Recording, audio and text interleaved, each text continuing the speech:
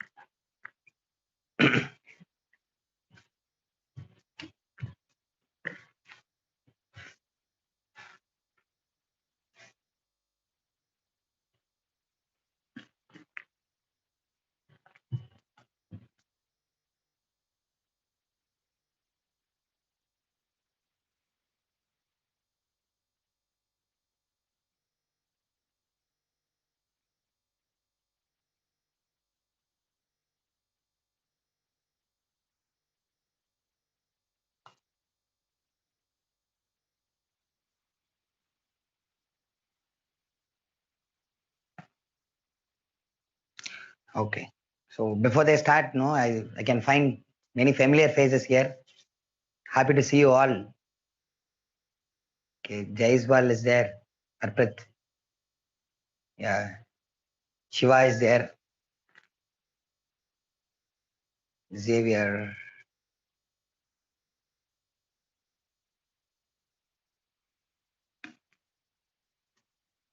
Okay. So I'll just type my mail ID here. Okay. Some of you are asking for mail ID. Already I've provided in class, but still.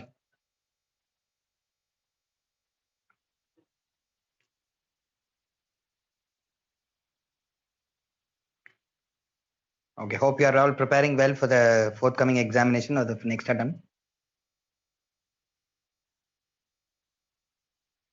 Okay.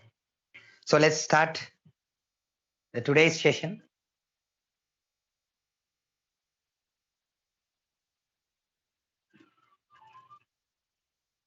Okay.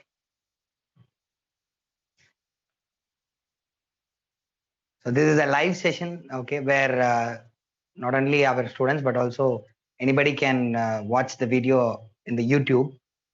Okay, since the recent times, a lot of current affairs related to the polity, especially the fundamental rights part is there.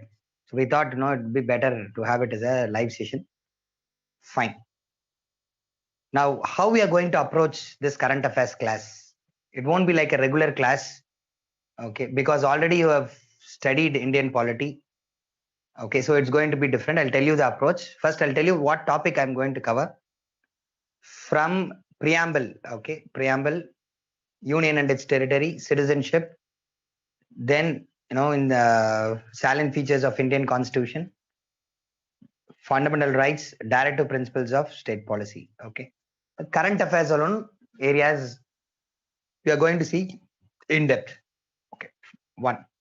Second is, after explaining why a particular current affairs is there, okay, after explaining about the issue, I'll be also talking about possible way of asking question in the examination, mains examination.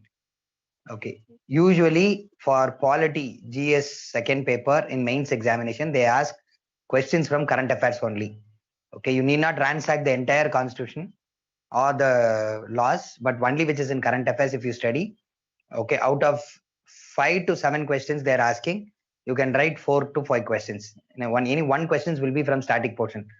Okay, that is a usual thing. But if you are able to answer that itself, no, well and good. Okay, so that is why current affairs for polity is very important. Now, after telling you the possible question in the each topic, okay, I'll give you the structure, how to structure it. And more importantly, I'll give you the perspective because newspapers are usually critical. For example, Unlawful Action Activities Prevention Act or Sedition Law. Okay, you would always find an article telling that it is bad, it should be removed, it should be not there. Even the judges, last week had a conference in which the Supreme Court judge, including the Chief Justice of India, have discussed that this law, sedition law, section 124A has to go. But I will give you a bureaucratic perspective. Why sedition law is required, but there is misuse of this law. how to overcome this misuse, what can be the measures that can be taken. And when they ask a question, okay, what would be the right perspective to put? Already some of the areas we would have discussed in the class itself, but now, okay, more intensively, I'll give you the measures that should be taken in order to create a balance between national security or the usage of law and avoidance of misuse of a particular law or any issues there. We will be going in that direction only. First, we will see what is the positive about it, negative about it, what are the measures that should be taken for overcoming the negative. So this is how the class will go. So explanation on the current affair, okay, then possibility of a question, and what is the perspective that you have to take, okay, which examples can be given, what cannot be given. In between, you can ask question answers also, but whenever I tell you, no, okay, now it is the time to ask question and answer, at that time you can ask. Okay, so there is a question answer column where you can raise your questions. Okay, it would be better, no, you do it only when I'm asking you to ask questions. Okay, so in between, if you ask question also, I will not be able to answer because I need not cut the flow of the discussion. Okay, let us start. Okay, from the preamble, okay, so the secularism, concept of secularism is continuously in the news. Okay, so as all of you know that Indian secularism is equal respect to all religions. How the questions has been so far in mains examination, a regular question is that how Indian secularism is different from the Western secularism. Okay, how Indian secularism is different from Western secularism. In 1 year, they asked how France should learn from Indian secularism. Okay, so let me put first the meaning, okay, of secularism is equal respect to all religions. Western secularism, it is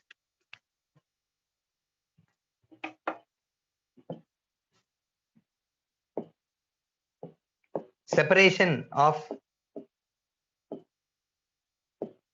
just a second,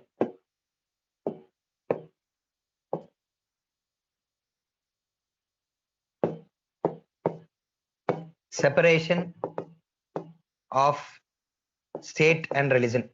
This you know, okay, but Indian meaning, okay, of equal respect to all religion, okay, you must know it very clearly. Normally, the government will have principled distance from the religions. This point, no, means very important. Principled distance, which means not, it's not equidistance. Usually people say it is equidistance, which means equal distance from all religion. No. The point is, normally the state will not interfere in religion. Principally, it will stay away from religion. They will allow the religious people to function themselves. But in case if a particular religion needs some facilitation, okay, they needs government support. For example, many of the places of worship, Hindu temples, requires the state's support for its day-to-day functioning, so the state interferes. Hajj pilgrimage, people need facilitation to meet, to go to Mecca, so Muslims are facilitated like that. Okay, likewise, within religion, if there is inequality, state will interfere in order to bring equality within religion. So usually state will stand away, but in case of requirement, it will facilitate religion, and after facilitating religion, it is also will interfere in religion. So based on what? Based on the requirement and need. So it is principled distance. That is what the meaning is. Okay. Now, what are the difference between the Western and the Indian secularism? We'll see quickly. Okay. In case of Western secularism, you cannot practice in public place. Okay. In case of India, we can practice in public place also. Okay. Not only practice, even professing of religion, okay, is not allowed in public place. Okay. Take note fastly because we need to cover more areas. Recently, there are more current affairs in the fundamental rights part. So all those things has to be seen, means you have to cooperate with me. Okay. So professing religion not in public place. For example, France, no, you can't wear a Jewish scalp cap or a headscarf. The niqab could not be worn. Even a big cross, okay, identifying a person belonging to Christianity, that also, even though it's a Christian country, a Catholic country, France does not allow for it. Okay, in the public place, you have to minimally display your religion. Okay, conspicuous, they use the word conspicuous display of religion is prohibited. Conspicuous, which means it is highlighted. Okay, when you see your religious identity is more highlighted than your face and your expressions, that is called as conspicuous, very deliberately exposed, very deliberately asserted. Okay, so subtly you have some thing. Suppose you are wearing a sacred thread in your hand, okay, and it is inside your cuff. Okay, suddenly when you're speaking, it is shown. Or you're wearing a rosary, okay, and suddenly you just turn, okay, they're able to see that you're wearing a rosary.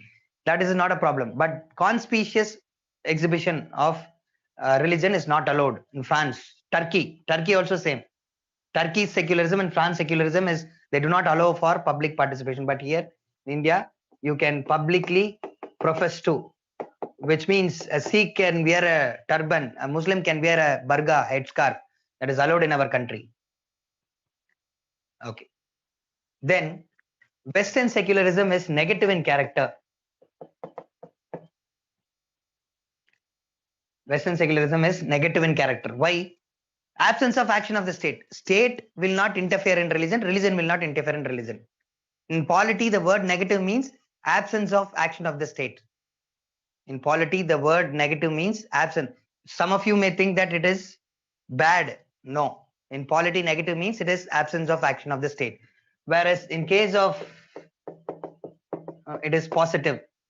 Okay, Indian secularism, no, it is positive, which means state will act. As I told you already, state goes and helps religion to be practiced. Suppose a church or a mosque has been renovated, they do not have money, the state can give money and help. Okay, temples can be helped. Okay, thousands of crore rupees are spent by each state government in every state in order to ensure even those temples which is abandoned or not taken care of by any trust is taken care. Okay. Then in case of Western societies, no constitutional safeguards for minority.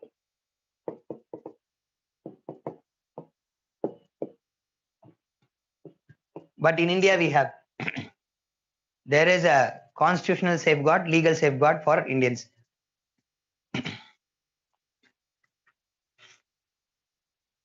Okay, now with respect to your answers, the recent times there has been an accusation by various foreign countries that secularism in India is declining. Okay, so there may be a question. Okay, do you agree that Indian secularism is declining? Or they may ask about relevance of the word secularism in Indian constitution. Okay, many of you, what mistake you will do is, you will say, yes, secularism is declining. Okay, there is insecurity among the Muslims. The Citizenship Amendment Act you will mention, mob lynching you will mention, all those things. But you have to put it in a way telling that, yes, in the recent times there has been some incidents has happened, like mob lynching, okay, and other things. And then you can come to say that, even the Citizenship Amendment Act is an issue. Like that, you can mention it. After doing it, what you have to do is, you have to say how in India is largely secular, because we have a constitutional safeguard for minorities, legal safeguard for minorities. Second one, we have filed many cases in the court of law. Redressal mechanism is there. Many a time court have interfered and reviewed, okay, instances of unsecular character. Many cases has been filed. People are, those who are involved in mob lynching, killing people in the name of religion has been arrested and prosecution has been started. Indian societies has been largely secular. Okay, like that, you give the larger picture also. And you must say that Indian Muslims are far better and far safe, secure, feeling secure than even in some countries like Afghanistan and China, Myanmar, Pakistan. Pakistan, Ahmadiyas, Myanmar, Rohingyas, China, the Uyghur Muslims. Okay.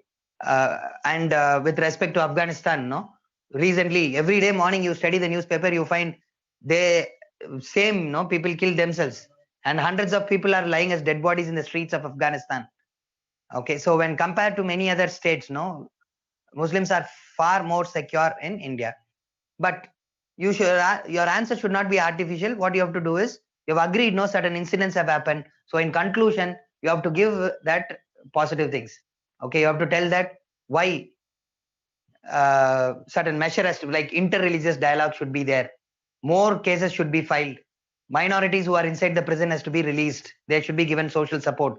So whatever points you are writing, telling that in India, slightly secularism is in decline. For that, you have to give the solution. That answer would be a comprehensive one. Do not be completely negative. Okay, at the same time, do not be too artificial. Agree if there are some real time problems and give solution for that. That is the way of handling the mains question. Okay, next. Okay, we have done with secularism. Then union and its territory. Union and its territory. Okay, so we are picking up most important current affairs as much as possible of the past 3 months, 4 months time. Okay, in case if you guys feel after the class is over, sir, still we need from these area and all, you can just put it in the YouTube comment section. The academy will arrange another session for you. Okay, anyway, part 2 will be there. Okay, that is after fundamental rights. Those areas will be there.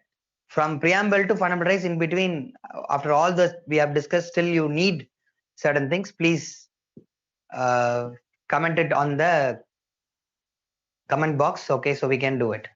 Fine. So union and its territory. Okay, why we have chosen this topic is because Jammu and Kashmir, recently they said the statehood has to be restored. Recently our prime minister had a negotiation with the politicians of Jammu and Kashmir to conduct the delimitation process in Jammu and Kashmir and elections. Delimitation process, current affairs will be spoken in the second part of the video. Okay, not today, but we are going to talk about the restoration of statehood. For that, what should be done? Then Assam, Mizoram, there is a problem, conflict, right?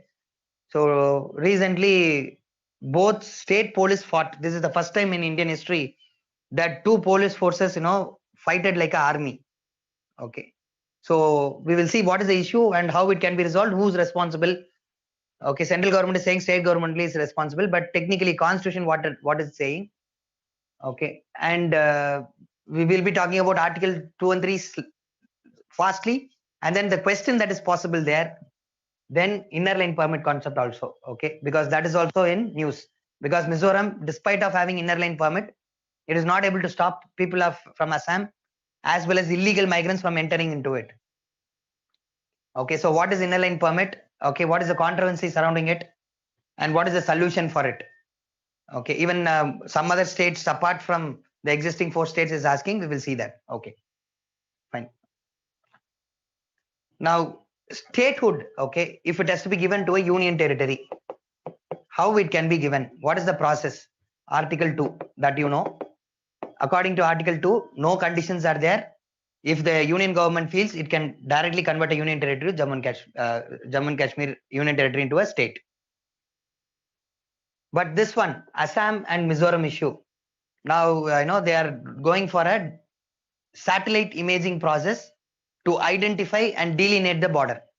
Already border is there, but due to the topography, your forest surrounded, hill surrounded areas. Okay, so it is on ground, delineation is process is very difficult. So they are going to do it through the satellite image. And after that, where they have to do, in case if there is any conflict of border between Assam and Mizoram, the actual delineation and solution of problem can be given by Article 3. Article 3 requires that there must be recommendation of president. The first condition. Okay, and then it also requires the concerned state has to be consulted.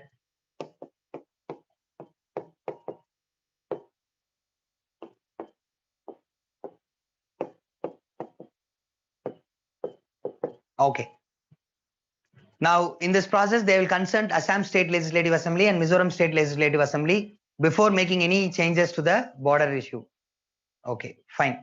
Now, what is the main question with respect to this statehood? See, nowadays people are claiming, okay, that the government, union government can easily change. For example, easily they change Jammu and Kashmir into a union territory. Union territory of Dadra Nagar Haveli and Daman and Daman has been made together, and there has been speculations. Some states, okay, they will be dividing it further. Okay, Uttar Pradesh into 4 states.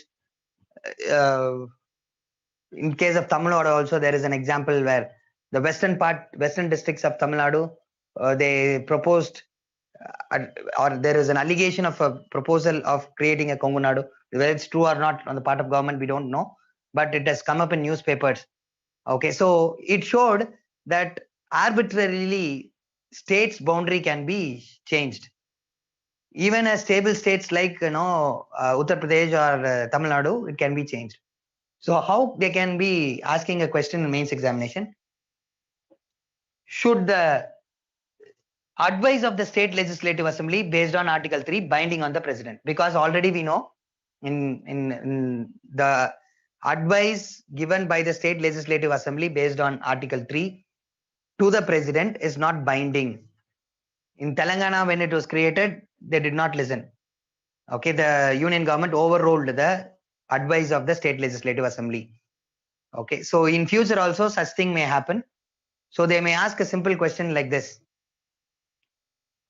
Okay, whether the state legislative assembly's view should be binding on the president or not.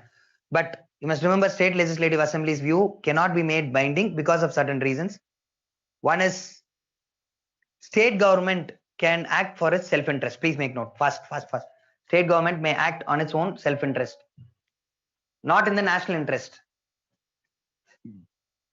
State legislative assembly may not be representative of the minority community. Minority here means those people who wants a separate state. I'll repeat. The state legislative assembly may not be representative of the minorities in the state.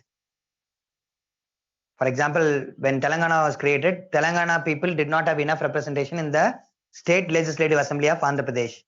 And how come we listen to state legislative assembly of Andhra Pradesh on the creation of Telangana? Right? That is the example. And third is, what if 2 or more states is involved? What if 2 or more states is involved? Okay, in that case, we need the central government as the umpire. Okay, central government as the umpire. Now, as you see in Assam and Mizoram, okay, Northeast India is yet to be settled. Assam is now having border issues with all the sister states. Meghalaya, Arunachal Pradesh, Mizoram, Manipur, everything. And within Mizoram and Arunachal Pradesh, within Nagaland and the neighboring states, Nagaland wants a greater Nagaland. And in Assam, Bodo land, demand for Bodo land, West Bengal, Gorkha land. So the process of consolidation is not over yet in India. What is consolidation? The redrawing of the boundaries to settle all the states' claim. Okay. So consolidation is redrawing the boundaries according to India's needs and people's aspiration and for administrative convenience, etc. So this consolidation process is not over. See, I was told you did prelims batch, and those who are watching YouTube, you guys have already had primary lessons in polity. That is why I'm going a bit fast. Okay. Please cooperate with me. Okay. So in case of Northeastern states, if not settled, consolidation process is over, then still you need to have the central government to have the power to make alteration. If you make state legislative assembly view on binding on the president, then the process of consolidation cannot happen. Redrawing of the boundaries of the state and solving the boundary problems, especially like Assam, Mizoram issue and all, will be a very difficult task. If you say state legislative assembly's views binding, see, when Assam and Mizoram, each state is asked opinion, both will have a difference of opinion, and how government will solve the problem. So we should give central government a free hand. But however, you have mentioned a problem, right? What is that problem? There is a chance of political misuse of this power under Article 2 and 3 by the union government. Okay, so don't give any example like Telangana or Jharkhand, Chhattisgarh's demarcation and all, it will backfire in the paper. You just put commonly, okay? Just write like there is a chance that this article 2 and 3 may be politically misused. So when you have told the problem, as I told you already, you have to give the solution. So what is the solution that you're going to give? You can say instead of changing article 3, we can change article 4. Because as of now, what is the article 4 mandates? It requires simple majority. Okay, it requires simple majority.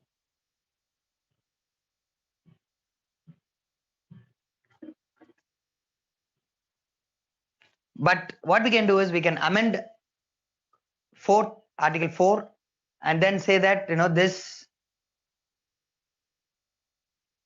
is going to be a special majority.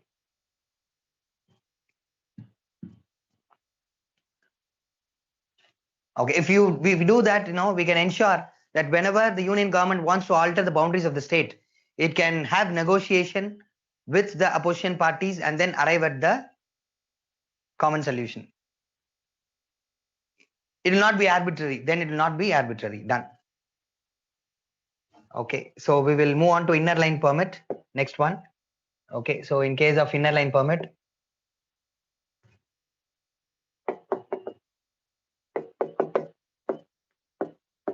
okay, so more and more North states is asking for inner line permit. Okay, need.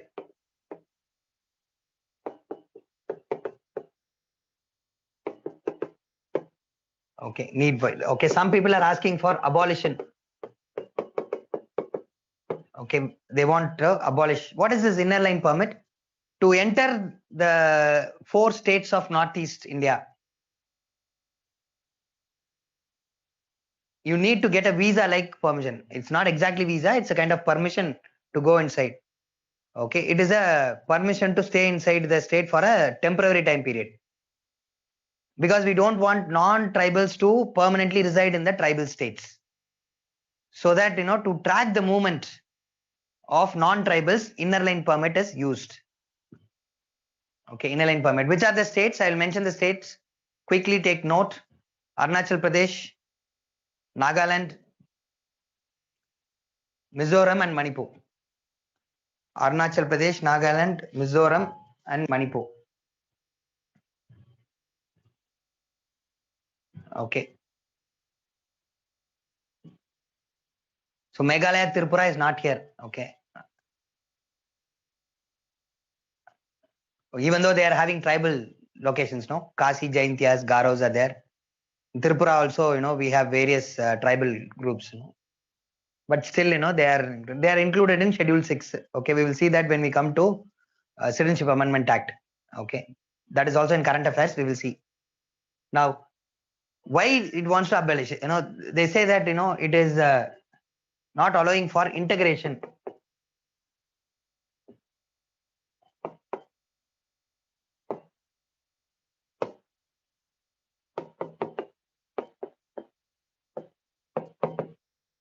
Integration, national integration. Especially people of Assam feel that because of this inner line permit, they are not able to enter into the states, but these state people can come here. And one more thing, when inner line permit is there, other state people cannot buy property in these 4 states. Okay, so just like Jammu and Kashmir, you cannot go and buy property in these states, but they can come and buy property in anywhere in India. So Assam people are saying that integration is there, then right to equality is violated. But you should talk equality with people who are equal, right? Even if you allow people of these 4 states, tribal states, to come and buy land in the mainland India, the other parts of India, not much of them will be eligible to buy land, and that too extensive lands and all they cannot buy. Probably a small plot where they can build a small house, okay, around 1,000 square feet. That's all. Okay, not more than that. Okay, so this they are arguing that equality is affected, but however, okay, that is not, because you have to treat equals equally, unequals unequally. That is what Constitution says, Article 14. So when tribals are in a vulnerable state, they have to be protected. That is why inner line permit. Anyway, we are talking like this, okay, and tourism will be affected. Okay, because usually inner line permits and all, this is a like process government should give or not. See, supposing I'm visiting Assam, okay, and I want to visit Mizoram also, but it is not in my plan. Suddenly I'm going to Assam, I just want to extend my holidays. Now, if there is no inner line permit, I can easily cross over. Like every other state, I can cross over, go, and tourism will be promoted. But because of inner line permit, only planned tourism will be possible, and that too, 10 to 15 days. Each state, has a limit, 10 to 15 days only. If you want to take more than that, no, you have to give the reason, and for approval will be late by the governments. Okay, sometimes how bureaucracy works. Okay, so if necessary papers are not there, it will take time to get permission. Okay, fine. My students will understand what I'm saying. Okay, fine. So this is one issue. Okay, so tourism of the state is at stake. Okay, then mineral exploration, mineral and oil exploration. Okay, so minerals as well as iron ore. Northeast, it is a place where you find a lot of natural resources, okay, which can be mined. Oil resources are there. Is one of the pioneer, oil refineries in Digboy, Assam, you guys know. And oil pipelines, you would have learnt in geography. It is in Assam, Arunachal Pradesh area. Okay, because sedimentary rocks, right? Once again, Himalaya and region, is where we have sedimentary rocks. Wherever sedimentary rocks, you will have natural resources deposit. And automatically, that is a high place where we have resources. Especially, that is a big problem with Nagaland also. Okay, we have given special status for Nagaland, but since minerals are there, India is again and again trying to take minerals, and Nagaland is, that is why, still fighting with our union government. Okay, we are throughout the process of negotiation, but still they are fighting because of that. Okay, so mineral exploration and oil exploration is not possible. And one more point, I'll write it on the top. Okay, mainstreaming of tribes, okay, is not possible. Saying mainstreaming, which means only when you have integration, the tribals will be able to access to modern technology, modern culture and other things and all. Okay, even though I don't personally agree with this point, because you can't say what is civilization, but however, common people they argue that if you want to mainstream and make the tribals feel they're part of the Indian mainstream, you need integration. You need to do away with inner line permit. Then insurgency also cannot be counted as long as inner line permit is there. Okay, the sixth point is insurgency.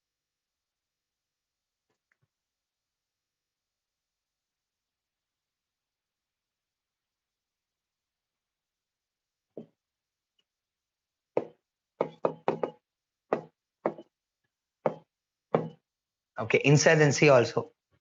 Okay, then some people say that, okay, Northeast is the gateway for Asean. True, right? Asean is the most vibrant economical region in the world. Okay, India needs to export more products as well as import, and our economic growth relies upon a good relationship with Asean. And what is blocking our relationship with Asean? We have sea routes, of course, okay, but the land route is more, beneficial, productive, and economically viable also. It is actually reinforcing. When we have connectivity to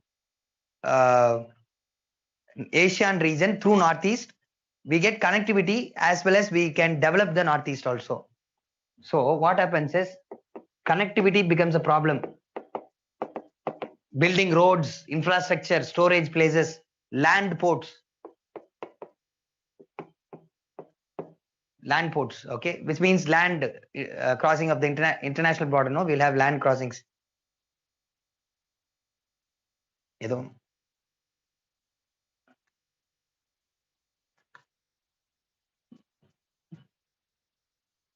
Yeah, connectivity and land ports. And because of that, development of Northeast itself is take. Okay, inner line permit, no? Those who want to abolish inner line permit. And who's asking? Mostly, as you know, Assam, people of Assam is who are demanding that inner line permit has to be removed. Can you now relate Assam Mizoram problem? Okay, so that is why Assam, no, it is pushing its own people into Mizoram. Okay, so to claim as much as lands as possible in the border areas, which is defended by the people of Mizoram. Okay, fine. So these are the reasons that is given. Okay, so holistically we are saying, okay, but what does these people are saying? Need for inner line permit. They're saying first it is a constitutional promise. We have told the tribals, be with us.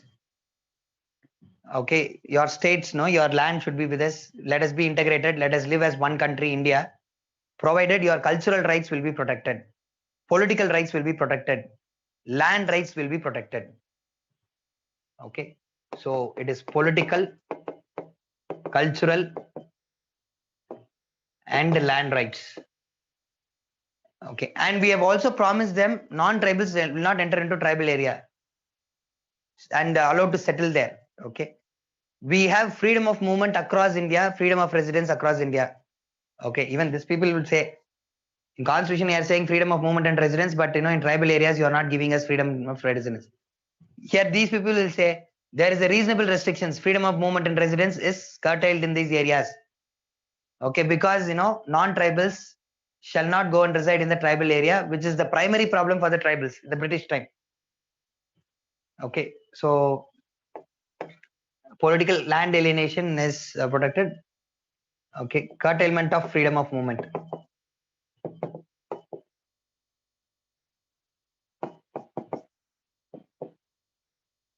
Okay, then they also feel that economically it will be a problem for them. And more, what is economically problem? The land resources and other resources, businesses will be taken by the outsiders according to the tribals. So they feel that economically they may be put backward. And illegal migrants is the very important problem from Bangladesh. I feel that the illegal migrants who have settled in West Bengal, Assam, and furthermore illegal migrants from Bangladesh can come into these states. So they want inner line permit to prevent illegal migrants from entering and settling in their place, and you know demanding their resources. While they are asking for inner line permit to continue, even newer states like other states like Meghalaya and Tripura, they are also demanding for inner line permit.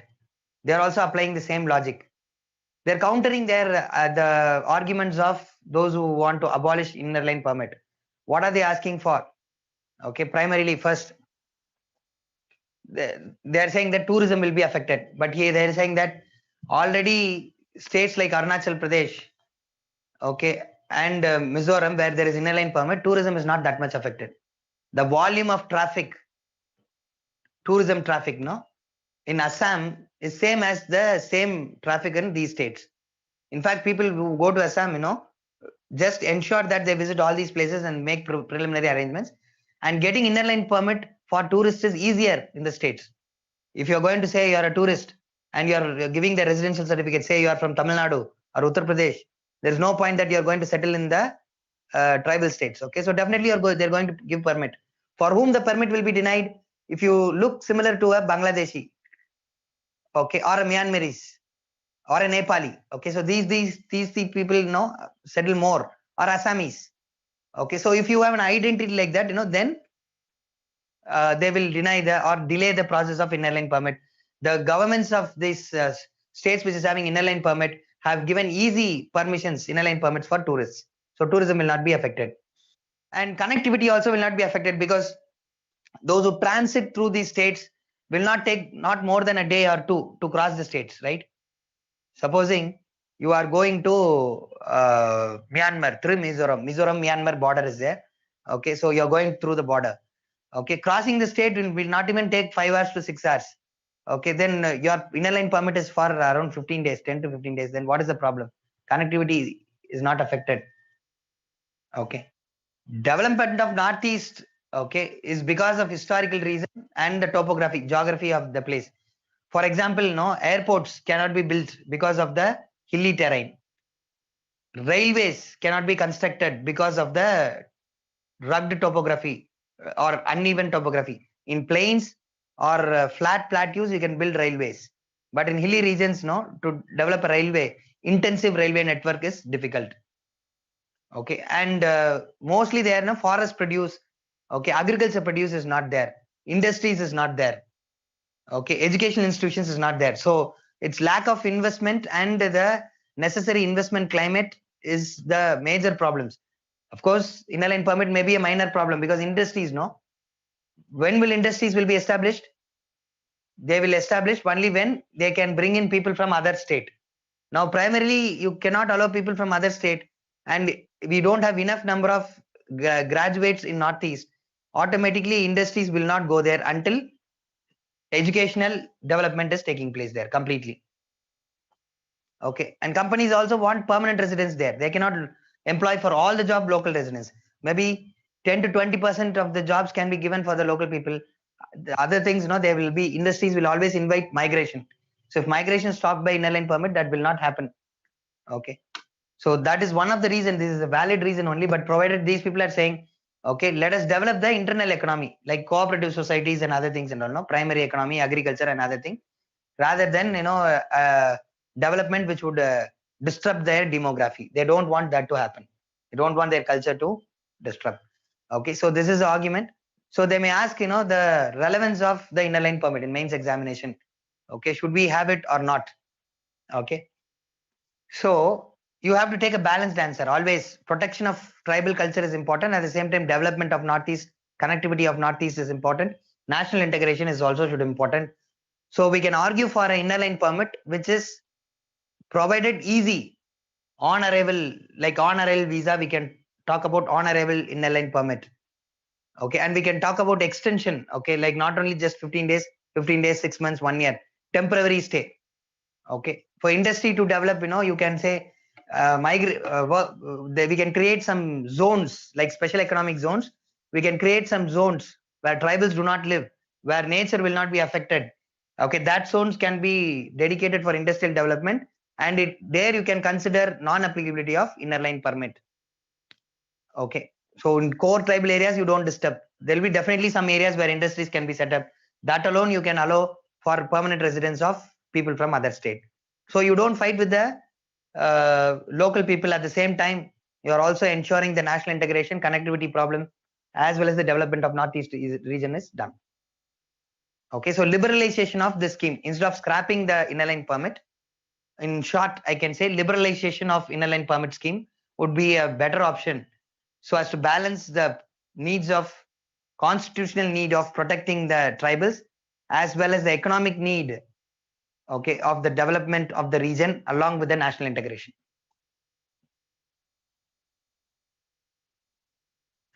Okay, any questions? Fast.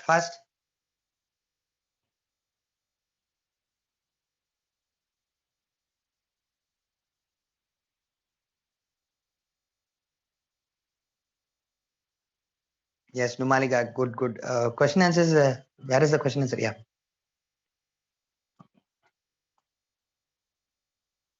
Okay, fine. Okay, now as of now we are not having questions. We'll just move on. Okay. Next is from citizenship. Okay, after union its territory, we'll have to discuss the Citizenship Amendment Act 2019.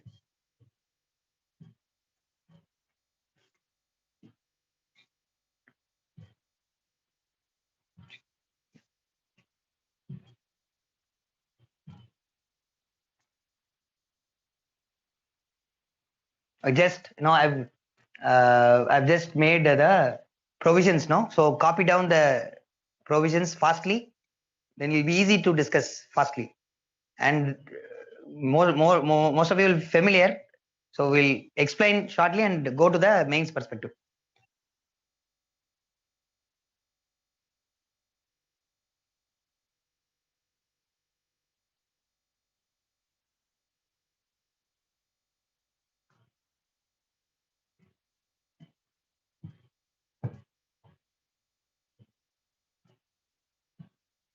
Okay. So here they are saying that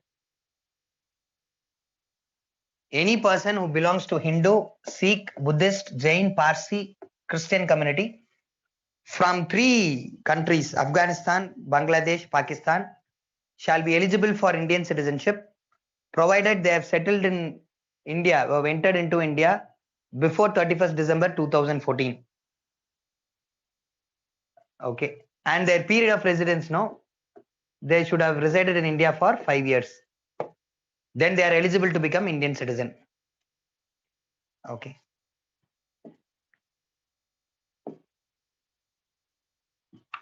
Okay. Now, this is familiar to you. Many classes, many current affairs discusses about it. So I jump to the next thing, exemptions.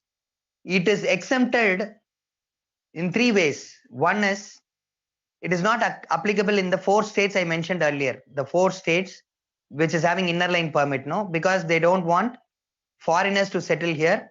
So even the migrants who have come and living in their states will not be given citizenship in these states. Okay, because they're already fighting for it. They're fighting against this amendment act. So these 4 states, already our home minister has given an assurance it will not be done. Which are the states? Once again, Arunachal Pradesh, Nagaland, Mizoram, and Manipur. Okay, the four. And now there are other 4 states which is mentioned in sixth schedule. The 6th schedule of our constitution. We are having these mention of these things in 6th schedule. What are the 4 states? 6th schedule, as you know, it talks about autonomous district councils.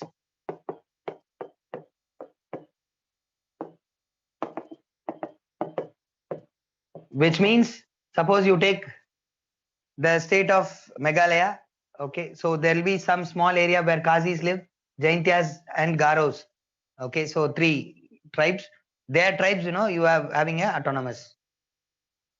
Okay, I think, instead of Meghalaya, we can take Assam, because the entire Meghalaya state is a autonomous. It comes under 6th schedule. Okay, so in Assam, small areas are scheduled areas.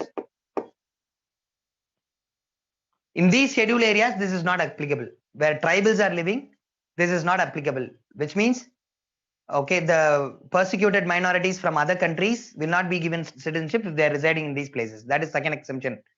Third exemption is, okay, only when government notify a particular area, okay, usually Gujarat, Punjab, Rajasthan, Jammu and Kashmir, okay, these are the 4 states which is bordering Pakistan, and West Bengal and Assam, okay, and northeastern states which is bordering Bangladesh.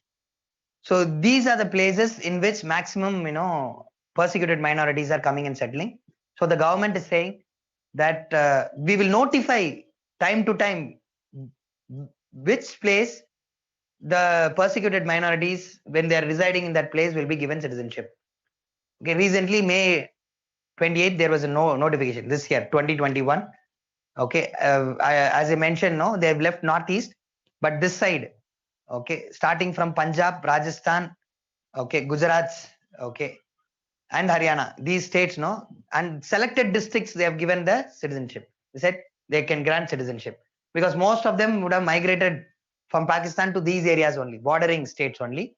So they have given a notification. So it is not pan-India, okay, as has been discussed in media. It's not pan-India. Time to time, government can release, but anytime government may extend it to entire India. That problem is always there. Okay, but as of now, this is how they said. Okay, so there are exemptions. What is the criticism? Criticism is usually Article 15 says that there shall be no discrimination based on religion. But now we are giving citizenship status based on religion because Muslims is not mentioned here. In this amendment law, while you have mentioned all other religions, you have not mentioned Muslims. Okay. Second thing is, why these 3 countries? Afghanistan, Bangladesh, Pakistan. Why not Myanmar? Why not Sri Lanka? That question is asked. Again, what is the logic of this? Okay, 2014, like that. Then why you want to reduce it to 5 years? Anyway, if these people, live in India for 11 years, they will get Indian citizenship by naturalization. 7 years, if they're living in India, if they're persons of Indian origin, they are going to get citizenship. Okay.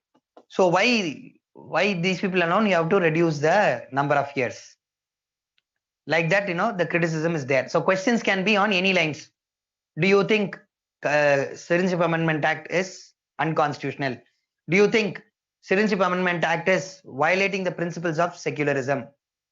Do you think the countries chosen, okay, or the provisions in Indian Constitution, provisions in Citizenship Amendment Act 2019 violates right to equality?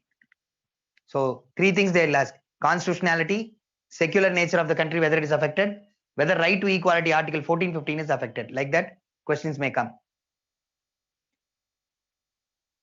Okay. Usually what mistake you will do is, most of you will say that Citizenship Amendment Act is unconstitutional. You will directly go and start criticizing, telling that Muslims are not included, like that, you'll do. Okay, but how to approach this question? You must see the other side also, the intent of the law, and then you talk about the negatives of the law, and then give the solution for the amendment. Okay, don't be one-sided. Some people will be saying, no, totally, where is discrimination there? One YouTube video I've seen, okay, I don't want to quote. Okay, there, same, this law has been discussed. The person is reading like this: that Hindu, Sikh, Buddhist, Jain, Parsi or Christian community, they will be given, if they are persecuted in these three countries, they will be given citizenship. Yes. There is no Muslim term is given there. Why are we saying that we are discriminating Muslims? That is why we are saying Muslims are being discriminated. Their religion is not mentioned here. But he give a new interpretation like that. That is too artificial. Okay, like you just want to support. Okay, that no. So don't be too artificial. Agree with the necessity for this legislation. It's an historic legislation, but at the same time false, and how to overcome that, how to make it adjustable for all. Okay, now let me discuss why this law is necessary, why this law is historical. First point is the historical law. Okay, which was demanded from the independence itself, from 1951, from the establishment of Constitution itself. Okay.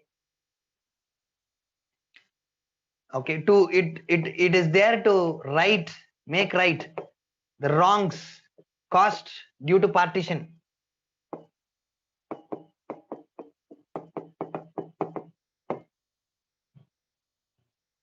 See, you know that during partition, Muslims from India settled in Pakistan.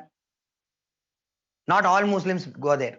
Likewise, Hindus from Pakistan, Christians from Pakistan, Parsis, Jain came here. Sikhs also, they came here. For example, Sindh province of Pakistan is dominated by Sikhs, and current affairs, Kartarpur corridor has been opened by Pakistan for the Indian side Sikhs to visit the Sikh Gurudwara in Sindh province. Okay, Kartarpur corridor was opened. Okay, so it actually shows that Sikhs also came here, but some Sikhs, some Parsis, Hindus, Christians, remained in Pakistan. Pakistan declared itself as an Islamic state. Okay, and at least from 1950 to 1974, 1974, they give full primacy for Islam. They declared Islam is the complete, and they created blasphemy law. Okay, which means anybody who talks, even criticizes against Islam, will be put inside jail for life. Even death penalty was granted, okay, in case if the violation is the highest. And there was no freedom of religion in Pakistan. So those minorities who were not comfortable living in Pakistan slowly started to move to India. Earlier, when partition took place, they said, okay, traditionally we are located here, we are not able to come here. Okay, so they stayed back. But now seeing that, India is a free country, India is a secular country, India has not declared itself as a Hindu state, rather a secular state. And in India, constitutional safeguards are there for minorities. Okay, so they felt that, they want to come and settle here. Many came here as refugees without taking permission. Okay, they were all illegal migrants.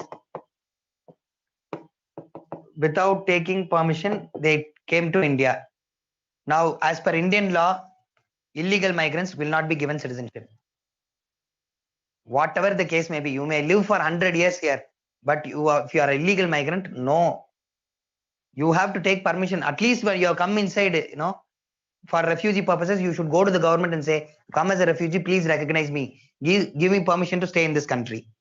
Okay, either the government would give you the refugee card or a permanent residential certificate, allow you to stay here as a legal migrant. Okay, so if you are continuing as an illegal migrant, never you can take the Indian citizenship. So but these people has to be taken care of. Where would they go? They actually belong to India. Okay, because we invited them at the time of partition, but they did not come because of practical difficulties. So these people who have faced political persecution, religious persecution in the countries Pakistan, Afghanistan, and Bangladesh, when they come to India, we have to give. Okay, and remember, India is a ethical country. We have maintained a record of hosting the world's huge number of refugees. Compared to any other country, India give protection for the maximum number of refugees and illegal migrants. Okay, so we have a ethical track record. My God. So I'll just write the point and it's gone. Okay, so we have an ethical.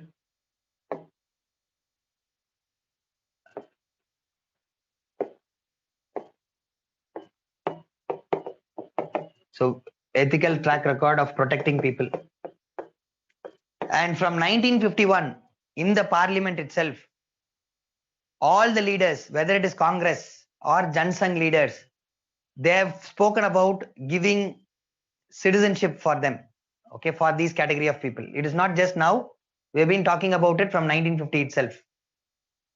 Okay, so we must know that it's a historical legislation. Okay, because we are giving a legitimate place to people who doesn't have any place to go.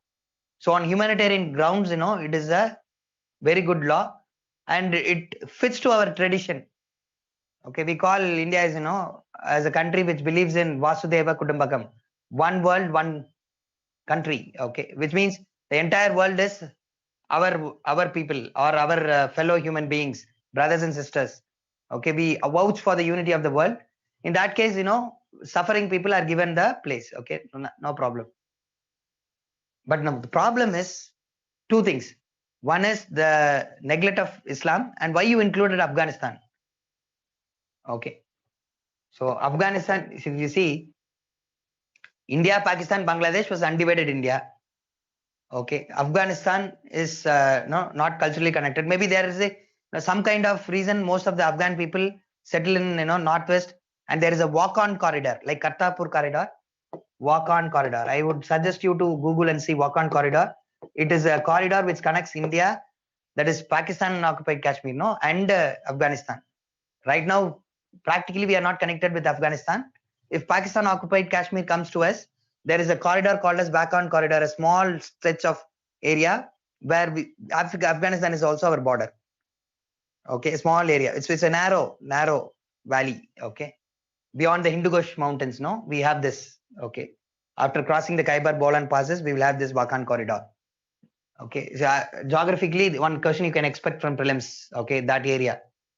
Okay, the northwest frontier region. Okay, the Gilgit-Baltistan, Hindu Kush mountains, Khyber Bolan, and then walk-on corridor, Afghanistan. In Afghanistan also, the Garland Highway, because it is in news. Okay, recently Iran has given the Farzas field. Okay, and the highway to China. Okay, it's a problem. Okay.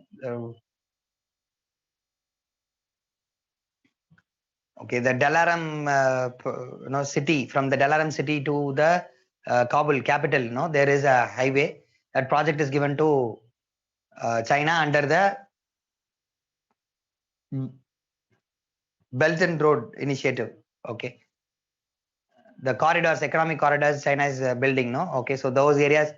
So coming back here, because of this, maybe the reason, but the politicians are not giving the answer. That is the problem. In the parliament, when such question is asked, why why Afghanistan? Okay, there is no mention of reason, but some experts say that it is because there is a chance Afghanistan also is in turmoil, so many of the people would have come through Wakhan corridor to Pakistan occupied Kashmir, then they would have entered India also as illegal migrants just to safeguard their life. Okay, fine. Now that question is, if that is the case, there's another argument. If you say only Muslim countries, Muslims are not given the citizenship because they are Muslim, they are from Muslim countries, because Afghanistan, Pakistan, Bangladesh is Muslim countries. Fine. And what about Myanmar and Sri Lanka? In Myanmar and Sri Lanka, the majority is Buddhists, and Rakhine Buddhists are attacking Rohingyas. The Rakhine Buddhists are attacking Rohingyas, and Rohingyas are coming to India. They are seeking protection in India. Okay, so what about them? Then what about Sri Lankan Tamils? They are Hindus, of course, in case, okay, if they are Hindus, if you say call India is the only country, Hindu country, you should give Hindus here, Jains and Sikhs, a respite here. If you say like that, then Sri Lankan Tamils has to be given, because in Sri Lanka, Buddhism is the majority.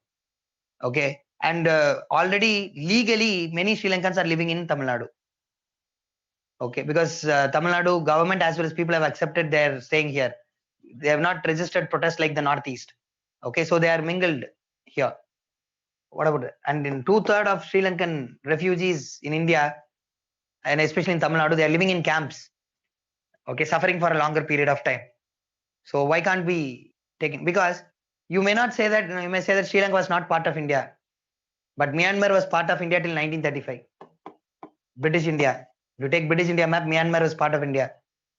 Okay, now if you take Sri Lanka's case, once again, okay, it may be not part of India, but ethnically connected to India.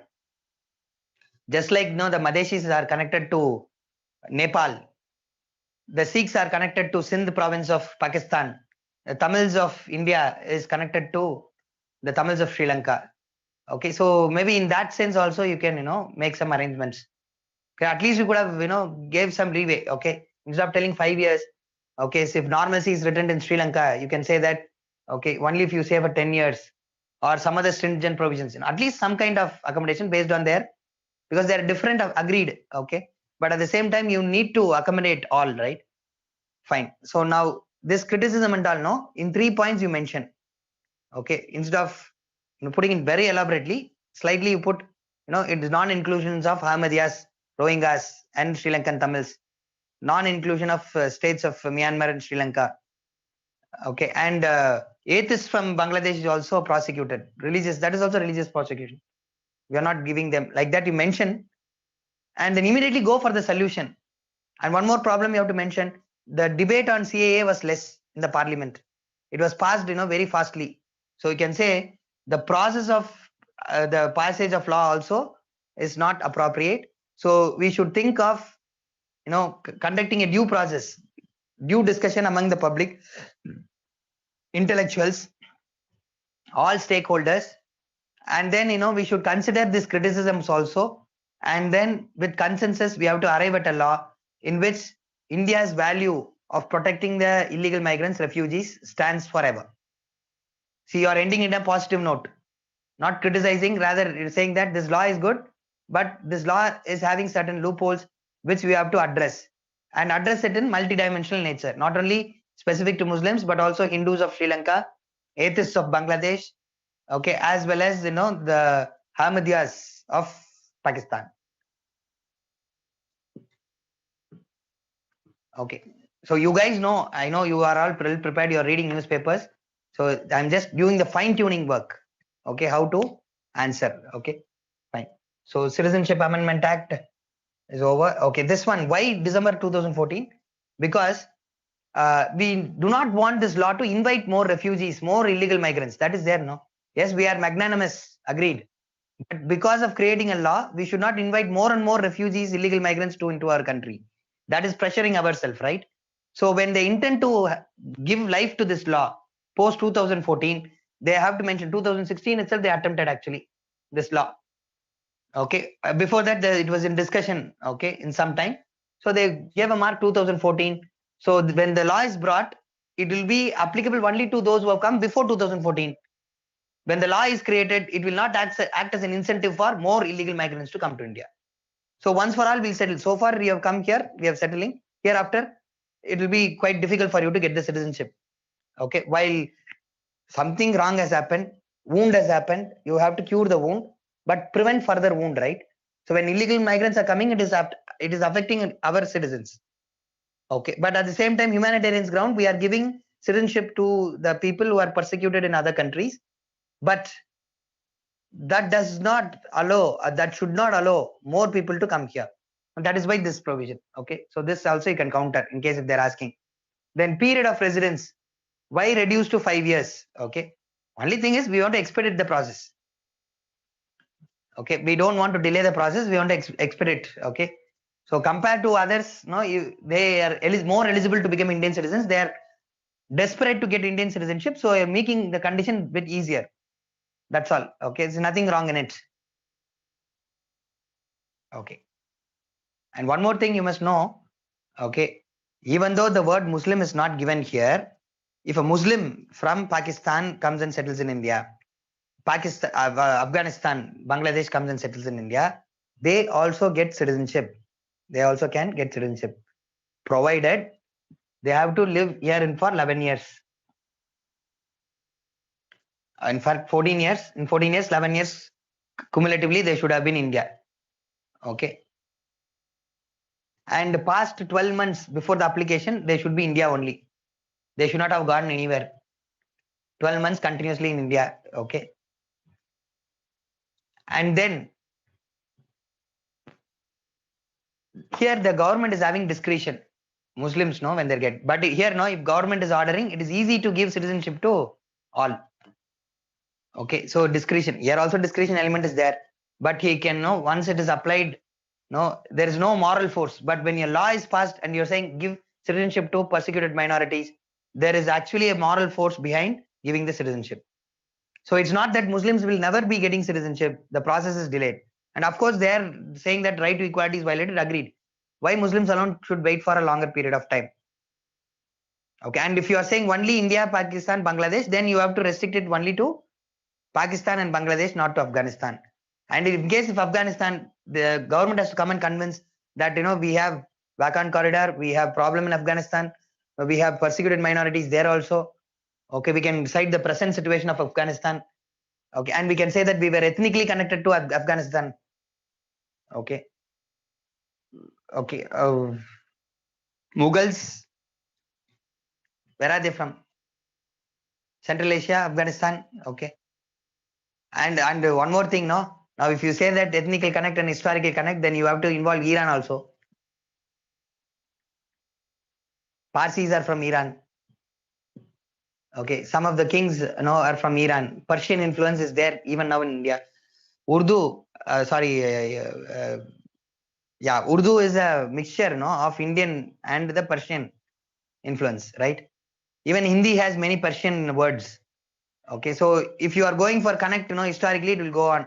So if you simply put before 1950, undivided India, okay, or 1935, like that, you know, some rationality, and then you include, questions will not come. Okay, because you cannot keep including, then the entire world you will say you will have to give the citizenship in India. Okay, so criteria should be equally applicable. Okay, that rational criteria has to be brought. For that, we need discussion and debate much more. Okay, in like that you can give. Okay, and if you need be, you can say that, you know, like criteria like undivided India alone can be given. So only Pakistan and Bangladesh, in that country persecuted minorities, we can include atheists of Bangladesh, Ahmadiyas of Pakistan. Because in 1974, Pakistan declared that Ahmadiyas are non-Muslims. Even though the Ahmadiyas community assert themselves as Muslims, Pakistan has declared so. Okay, so maybe we can include that point. See, the choice is yours. I am giving multiple solutions, that's all. Okay, but the standard, no, agree that it is an historical law, agree that there is some loopholes. Whatever loopholes you want to write, you can write it in the paper and write the solution for that. How to overcome that problem. If you specifically think on particular issue should not be written, that's your choice. Okay, but don't be too artificial, don't be too critical. Maintain a balance.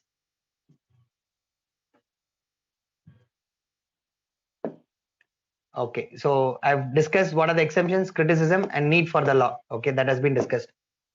Basic structure doctrine. Okay, so this is dealt because the cooperative societies is used.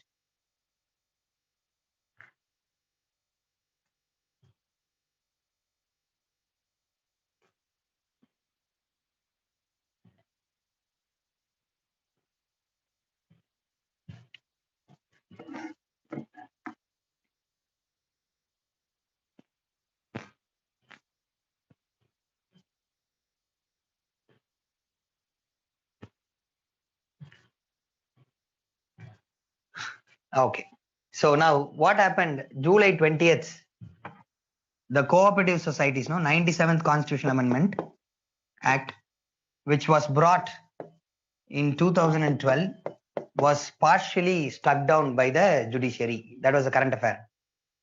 Okay, so we know that. Okay. Okay, first we are discussing this. Okay, Ministry of Cooperative Society. This one. Okay. So 97th Constitutional Amendment Act. This is one point. Okay, then Ministry of Cooperation, Cooperative Society also was established in the month of July. That is why we have to talk about the need for cooperative societies and what happened, the scrapping and all. Okay, fine.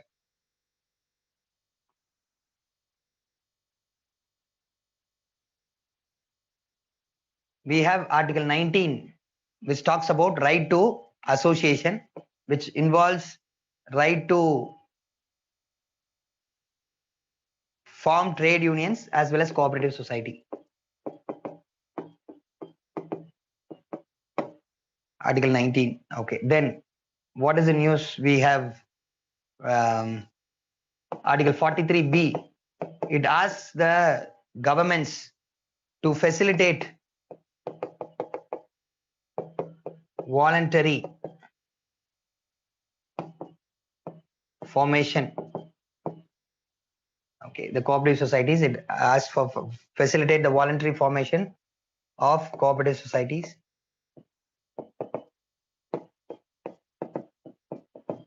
Not only voluntary formation, okay, we have to ensure democratic functioning of the cooperative societies.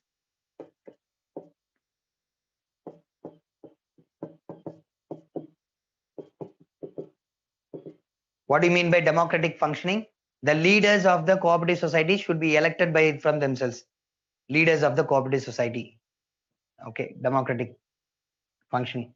Then they are also talking about professional management of cooperative societies. Professional management. Voluntary formation, democratic functioning, then professional management. Okay, so what is this professional management in cooperative societies? Usually cooperative societies, normal people gather together and they work. In rural areas and all, people come together and they involve in an economic activity. The profit gained by the economic activity will be shared by them.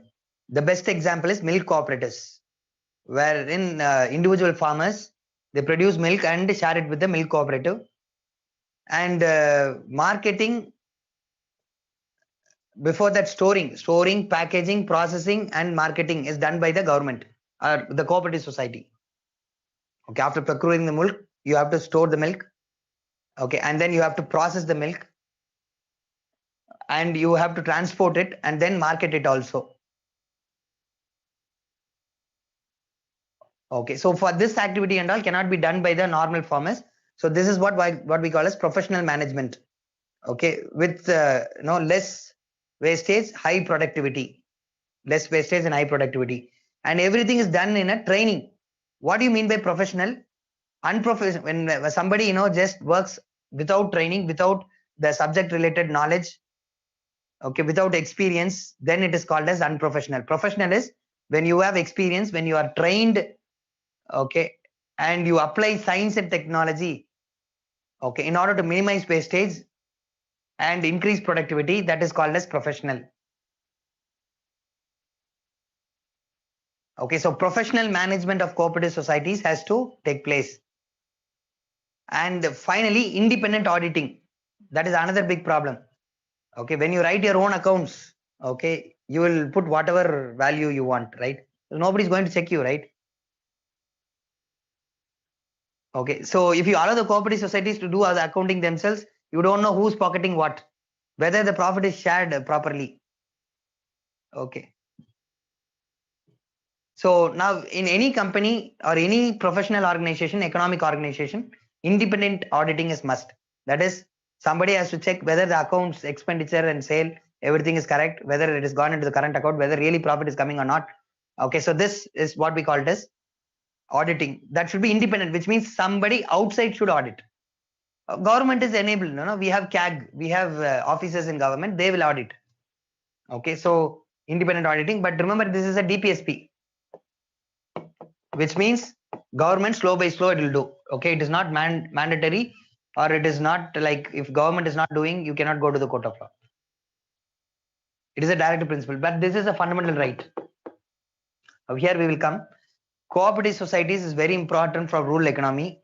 Cooperative societies is something which is politically required. Why?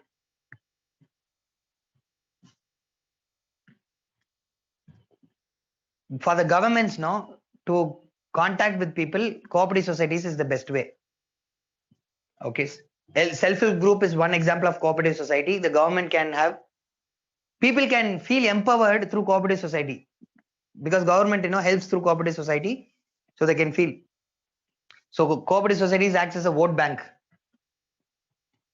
Political leadership also, many of the leaders they have been part of the cooperative societies before coming into full-fledged politics. Okay, cooperative societies acts as a political schools where people start to learn the techniques of election, leadership, how to accommodate people, democracy, everything, and they are able to come to an upper level. So cooperative societies, we can say that it is a pathway, it is a political school to enter into politics. It creates political leadership. Economically also, it strengthens the economy of the rural area.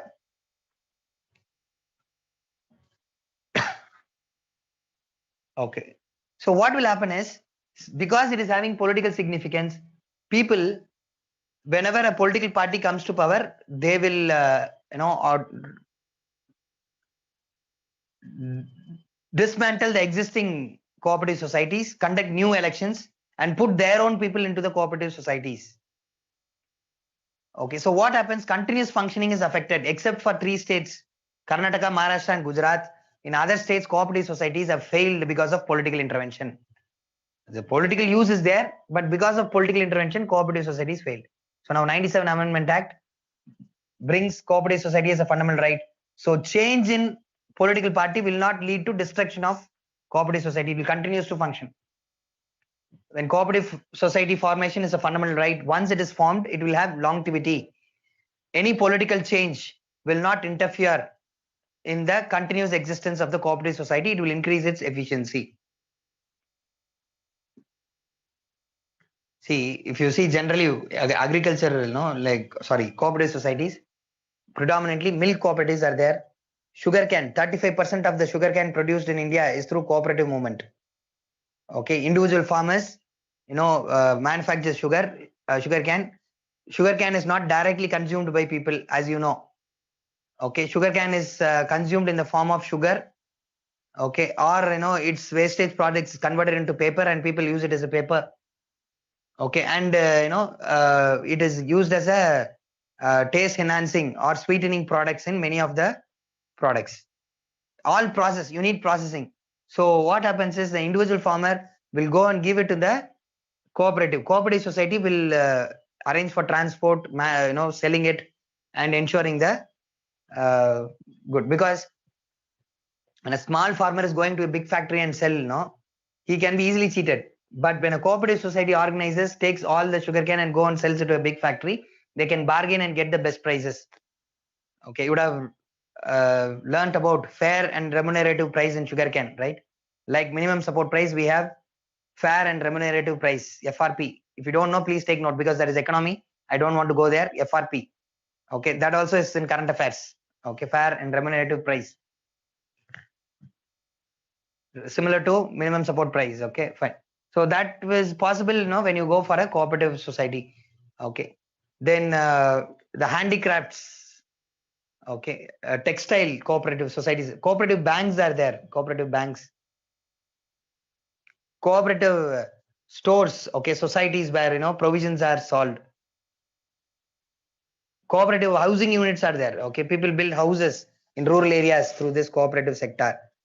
In urban areas also, it is the cooperative banks, which lends to common people, poor people, then the scheduled banks and private banks. Scheduled banks, private banks, usually they do not go for small amount of lending, and they do not usually lend it for people who doesn't have any guarantee. But cooperative societies lend for people who are not having guarantee, smaller amounts. So poor people, okay, lower middle class gained by this cooperative banks. Rural areas also, usually scheduled banks, private banks will not have their branches in the rural areas, whereas cooperative societies can create their banks in the rural areas, so that agricultural lending is possible. So entire rural economy can be pushed up, okay, or the rural economy can develop, and every villager can have adequate economic income apart from agriculture, so that their demand is increasing based on this cooperative societies. So cooperative societies, they're calling it as, it is a tool of economic decentralization. Cooperative societies is called as a tool of economic decentralization.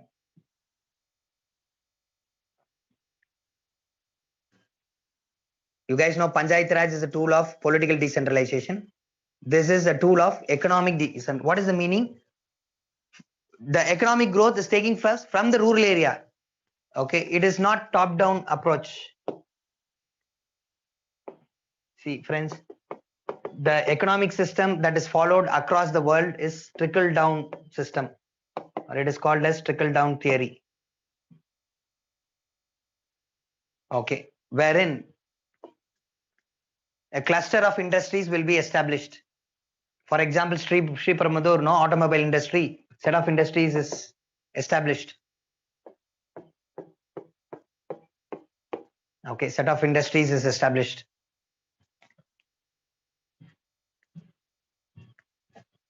Now, auxiliary industries will come, service sector will come around it, food, transport, accommodation, real estate sector will come. Okay. Then people from rural area will come and work in these sectors. They will go back to the rural area taking back the salary. So when you establish a cluster of industry in a particular area, okay, growth pole they will call it. Okay, you will establish a growth pole, growth center. From that, the growth will trickle down. The benefits of economy will trickle down to the rural area. But how much time it will take? It will take a long time. But cooperative societies, it is creating develop in the rural area by giving institutional credit, by arranging for capital, by arranging for people, and moreover, see, usually employees, they're working in the company, they'll not take their responsibility. Whether profit coming or not, it is the owner's problem. They will be very casual. But cooperative society, you are the investor, you have put some your own money, and how much ever profit is coming, that much level profit you are going to take. So everybody will be responsible. So productivity will be higher, and they're creating income. When rural area people are creating income, money in their hand increases, purchasing power increases. Okay, purchasing power increases, so that demand increases.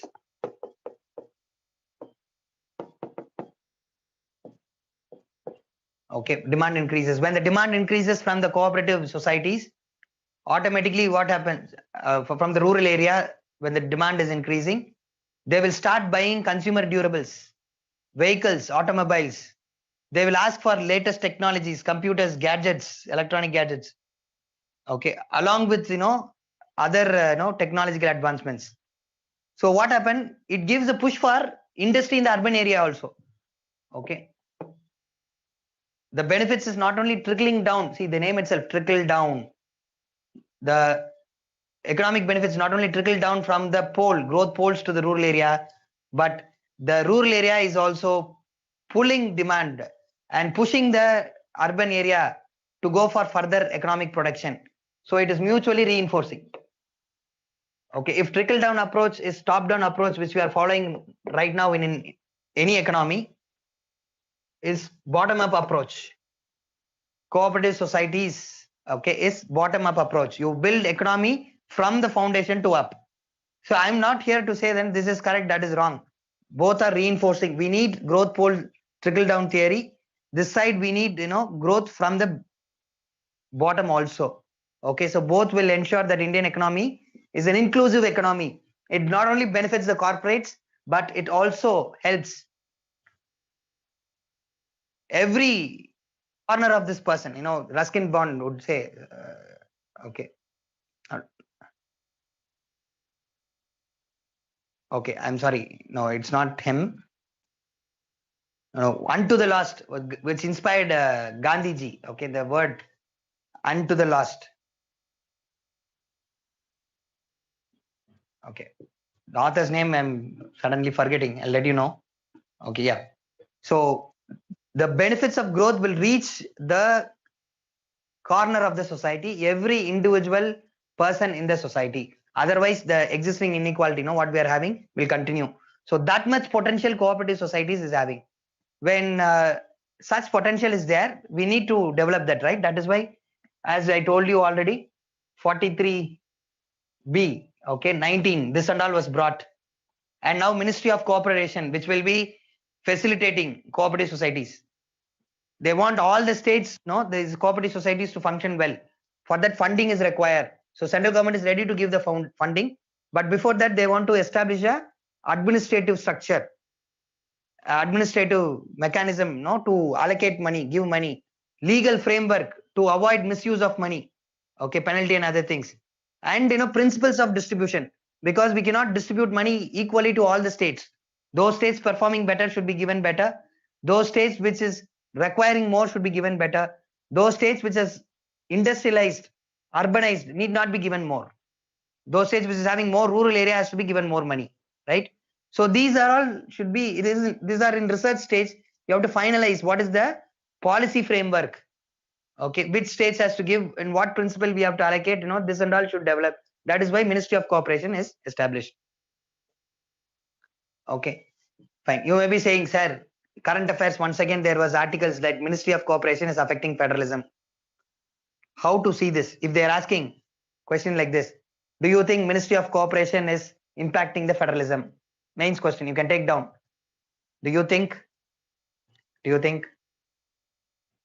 cooperative societies I'm sorry, I'll repeat.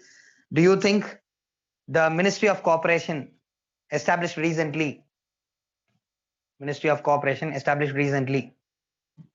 impacts federalism? Okay, impacts federalism.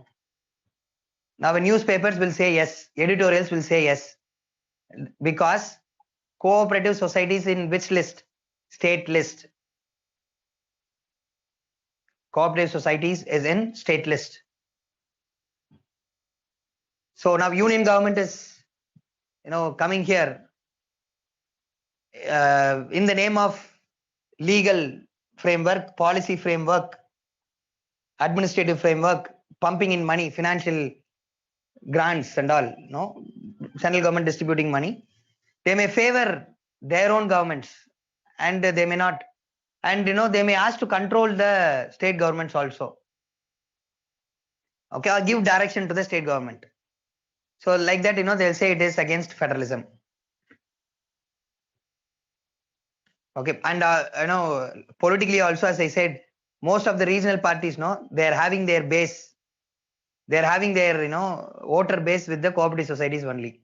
Whether it is DMK or ADMK of Tamil Nadu, the NCP or Congress of Maharashtra, okay, the RJD, okay, of Lalu Prasad Yadav, or the Samajwadi Party of the Uttar Pradesh, okay, they all have their backing in cooperative societies only.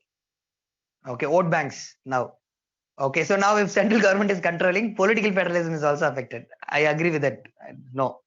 Okay. But anyway, we are finding few states only performing well, other states are not performing well. It is not new that we are having such mechanism. Note the point. We have health is a state subject. We have Union Ministry of Health. Agriculture is a state subject. We have Union Ministry of Agriculture. So does Union Ministry of Health, Union Ministry of Agriculture is affecting federalism? No. These two union ministries is facilitating state governments to implement the scheme. To provide health and better agriculture, okay, final decision is with the state only. For the money requirement, loan from other countries, international institutions, guarantees given by the union government, and coordination activities, expert advice. For example, during Corona, World Health Organization is contacting Union Health Ministry. Union Health Ministry is taking the direction and it is issuing direction to the state health ministries. So we are cooperating. The union and state government is cooperating, okay, in order to ensure the people are accessing to the health. It has succeeded. And if central government wants to ensure the wellness of all Indians, Ayushman Bharat scheme, how they can implement? Only with the support of state government machinery. State government officials state doctors has to take that benefit and scheme to the last mile to the people. So this is an example of cooperative federalism.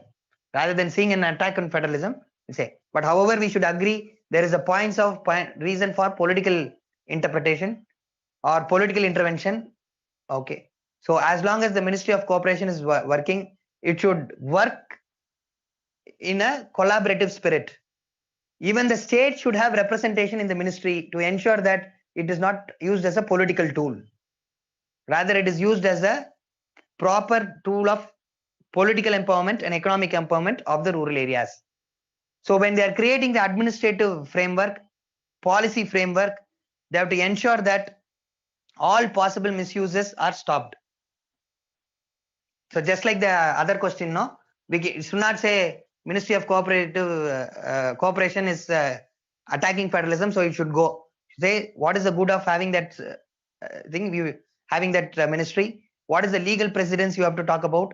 After talking about legal precedence, also you should also mention that there is a chance of misuse of it politically. Okay, states' rights can be taken away. For that, what you have to do is finally you have to plug the loopholes by giving states also participation. You can give the example of GST Council. GST Council is where we are giving representation for the union government as well as states. So decision is taken collectively rather than only by union government. So the policy framework can be decided truly in a collaborative spirit, cooperative federalism manner. Okay, now come to the recent court judgment. What have they done with the court judgment? They have struck 9B. 9B was added along with the Article 1943B. 9B was also added. If you want to know 9B, simple. When Panchayati Raj was established, okay, what we did, Schedule 11, Schedule 12, okay, and then 243A, B, C, D, like that, the articles was created. Now what we said, every state should have a Panchayati Raj, but what are the powers that should be transferred from state to Panchayati Raj? That will be listed in Schedule 11. Schedule 12, urban government, urban local self-government, what has to be distributed? Panchayati Raj, what should be distributed? We are putting it here. But it is not compulsory. Every state legislative assembly can decide through law what can be transferred to the Panchayati Raj and urban local self-government, right? Likewise, 9B also we can do. Right now, what mistake they did is, Panchayati Raj 74th Amendment Act, when they did, they passed it in the parliament and they also passed in half the number of states, because Panchayati Raj, affects federalism, takes away state power. As we know in amendment process, every amendment process that is related to federalism, you need to go for a special majority in Lok Sabha and Rajya Sabha, and also needs the ratification of half the number of states. That is at least 14 states you need. Okay, so here we got it. But in case of 9B, we did the constitutional amendment only in Lok Sabha and Rajya Sabha. We did not go for others, ratification of the states. So now this part 9B has been struck down based on technical reasons, or in other words, I would say procedural reasons. Meaning the procedure that should have been followed has not been followed. That is why judiciary is struck down. But judiciary says there is a legal precedence.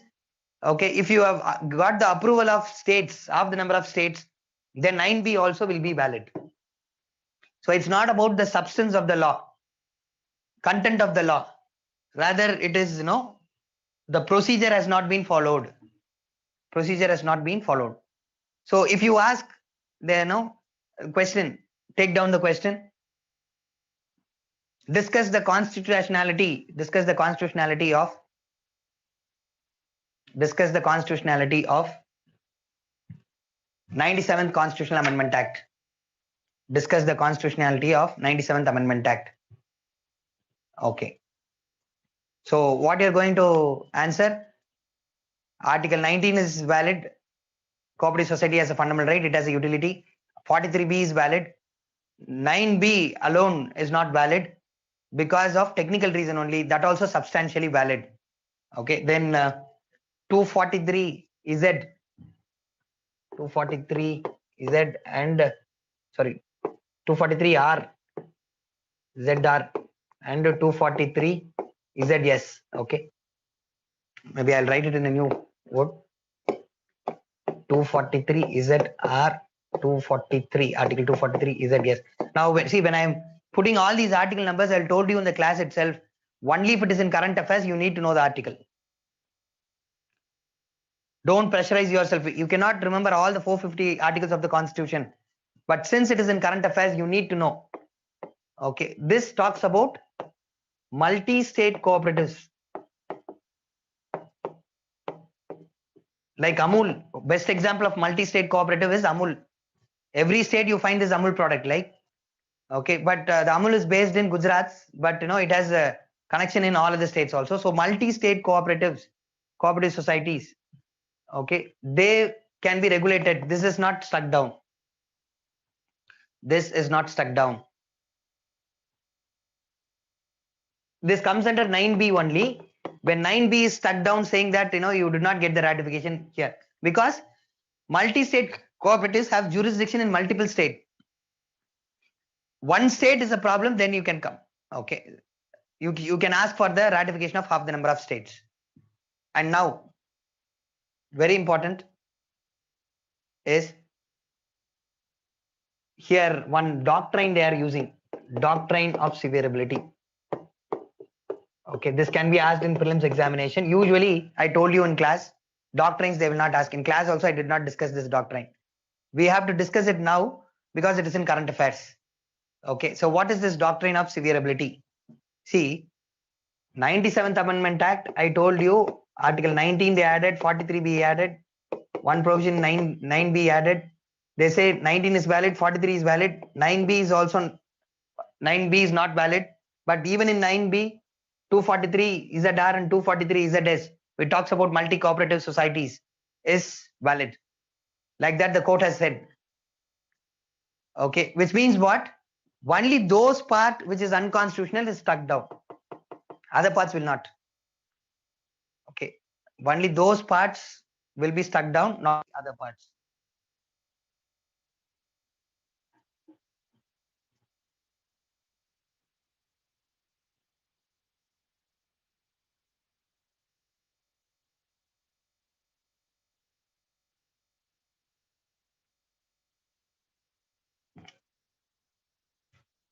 So doctrine of severability means you can separate existing entire amendment or a law, and that part which is a problem alone can be removed. The other best example we can talk about is section 66A. of the IT Act. Okay, we have scrapped that alone, right? Have we scrapped the entire IT Act of 2000? No. Okay, the court has scrapped only section 66 here, which is also in current affairs. We're going to see that. Okay, so it is an example of doctrine of severity, which means not entire law will be subjected to striking of the court of law or declared null and void, but that part which is affecting the constitution or fundamental right, that part which is unconstitutional alone will be removed. Okay, fine. I think cooperative societies, you're clear. So cooperative societies is the backbone of rural economy. So that we are doing this, 2012 Constitutional Amendment 97th, making it as a fundamental right, DPSP, and also the functional matters, how it should function in each state. We are giving directions. The Ministry of Cooperation also established this year, last month. Okay, so all these things shows the intention of the government to go for bottom-up approach in the economic development, which would increase rural economy, rural demand. Further, it will reinforce the existing capitalistic economy also. The trickle-down system also will be reinforced. Okay, so we can go for a faster development. Fine. But at the same time, the judiciary have stuck down because 9B is unconstitutional because of not getting ratification from half the number of states. Okay, as I told you, the mains perspective also, what is positive, you have to write what are the loopholes, the possible misuse of cooperative societies for political aggrandizement, and selective funding for the states which is having same political party ruling the state. Okay, those and all should be plugged while framing a new administrative policy, legal framework, and policy framework. That's it. Okay, so I've discussed this. Yes, doctrine of severability, 243 ZR, 243 ZS. Okay, cooperative societies constitutionality is discussed, procedure established. So procedure versus substantial. I told the striking down of 19B is procedural only, technical only, not substantial. Substantial is valid. What is the legal precedence, constitutional precedence that we have? That is 73rd and 74th Amendment Act of establishing Panchayati Raj and urban local self-government. Okay, done. So before going to the reservation aspect, so I will have to talk about the basic structure doctrine.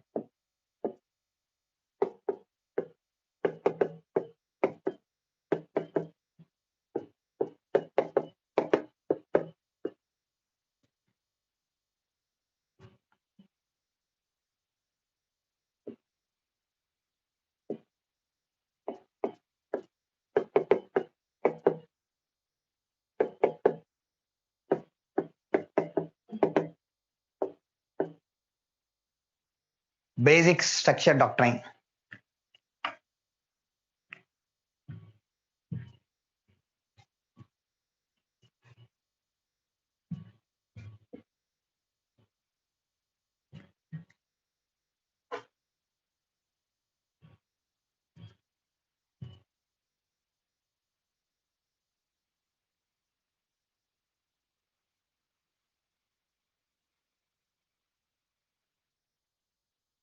Okay.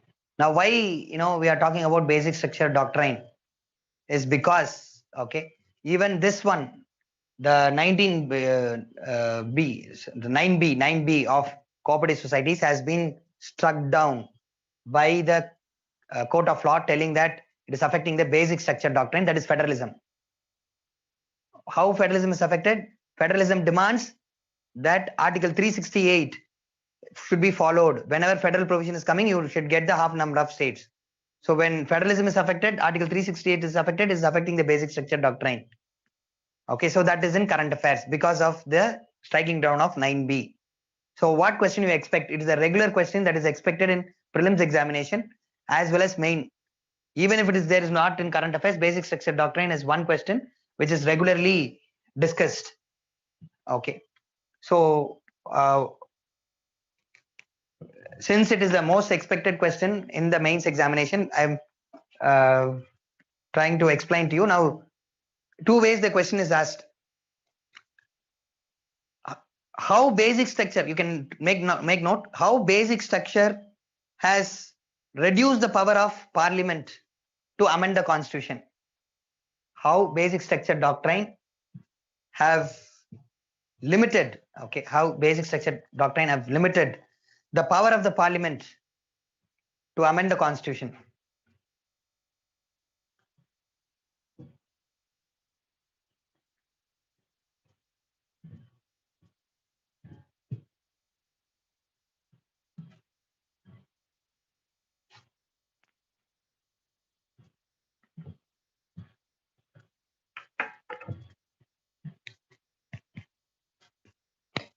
Yeah, have you taken note? Yes. The other question may be, discuss the constitutionality of basic structure doctrine. Discuss the constitutionality of basic structure doctrine.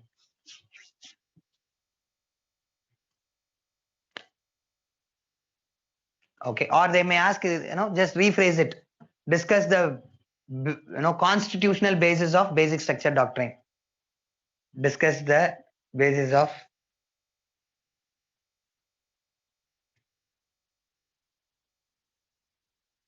Okay.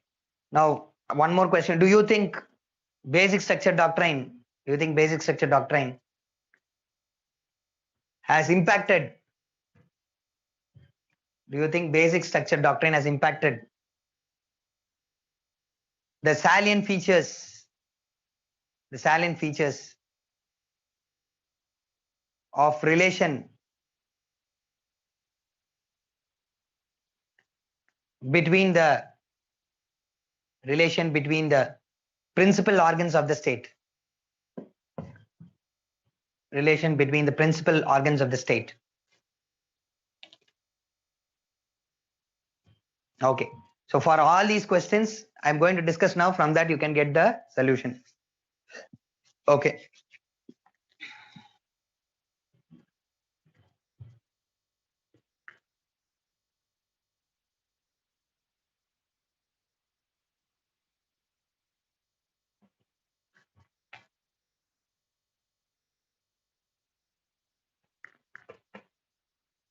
Okay. Wait. Okay. So there are two sides for this. One is basic structure doctrine. No, some people say it is unconstitutional. Okay. Some people, say it is constitutional. Okay. So when we discuss both of them, okay, you will get points for all the questions which I've raised now. Okay. Now, what are they saying is, first is,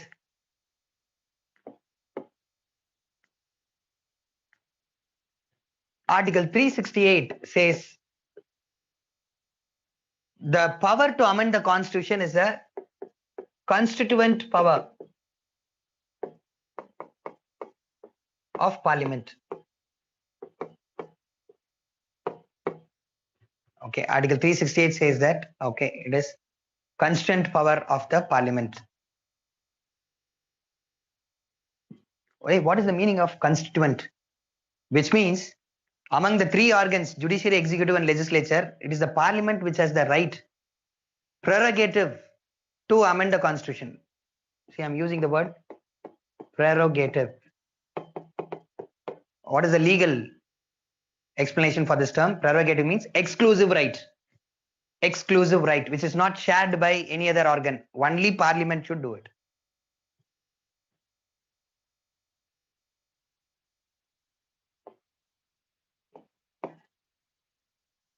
Okay, so parliament, is having prerogative right.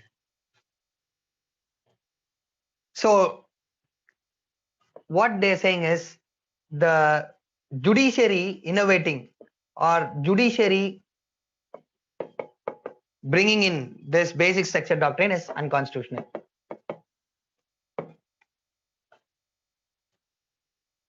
It can be called as judicial overreach also.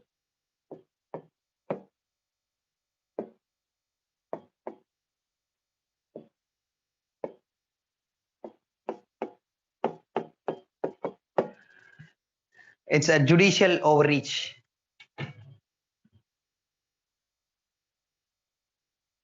Okay. Fine. So you guys may be wondering, what is this judicial overreach? Which means judiciary is stepping into others' work. Its work is to adjudicate. It cannot, create a extra amendment. It has, changed the constitution itself by basic structure doctrine. Okay, so judiciary is overreach, we can say. Third one is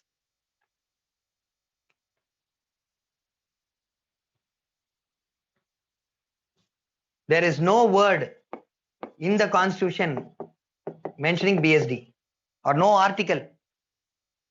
Okay, no word or article which denotes talks about BSD. Fourth, it breaks or it impacts the doctrine of separation of powers. So the doctrine of separation of powers says that the judiciary should stand apart from the legislature. The judiciary should not interfere in the functioning of the legislature. Okay, whereas now what we are seeing is the judiciary is violating the principle of doctrine of separation of power, which is given in the constitution.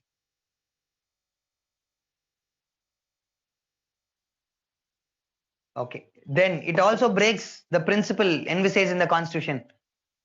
Parliamentary supremacy is balanced with judicial supremacy. So it attacks the balance between parliamentary supremacy versus judicial supremacy.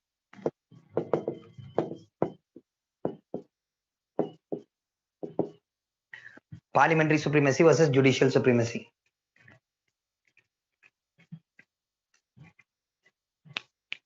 Okay.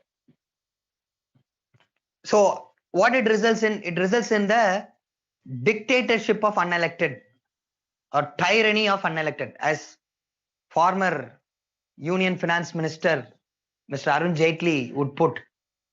Okay, basic structure doctrine is tyranny of the unelected.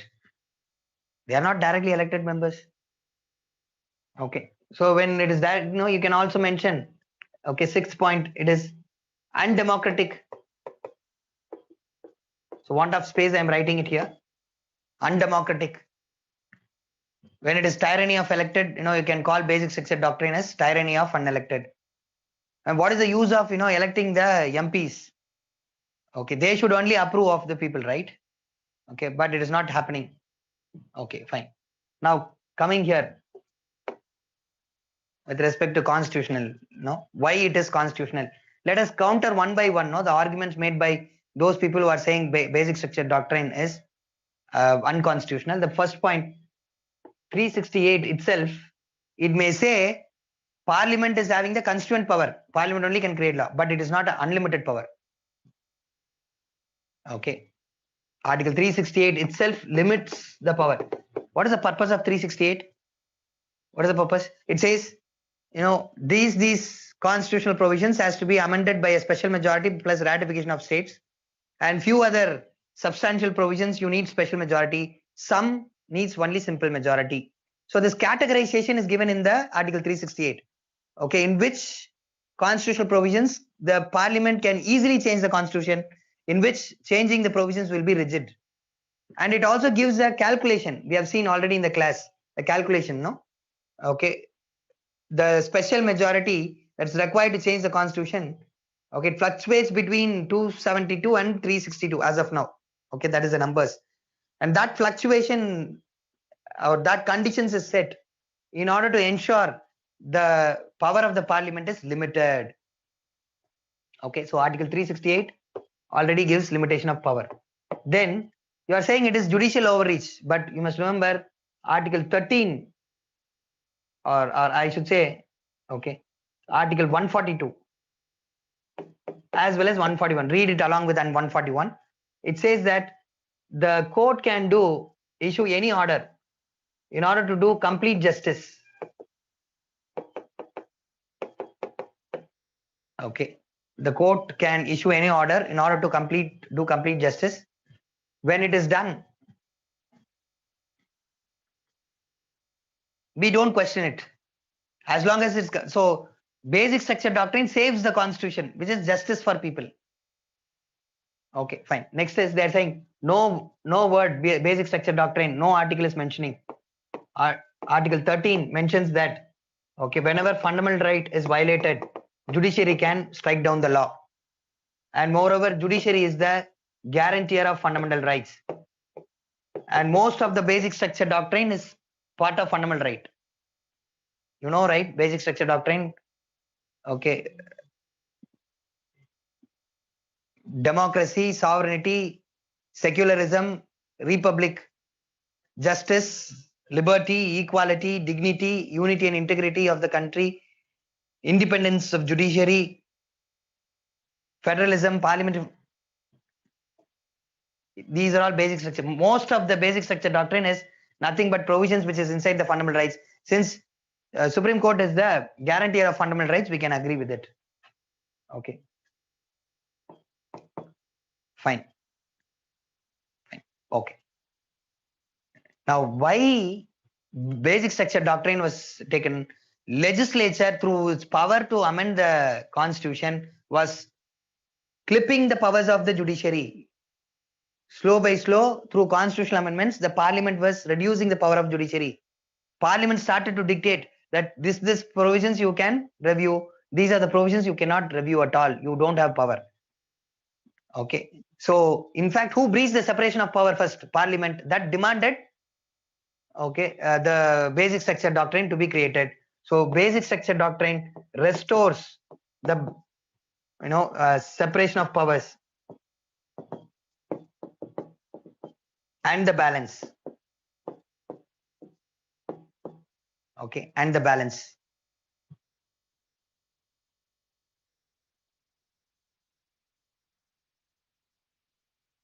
Okay, restoration and the balance. Okay.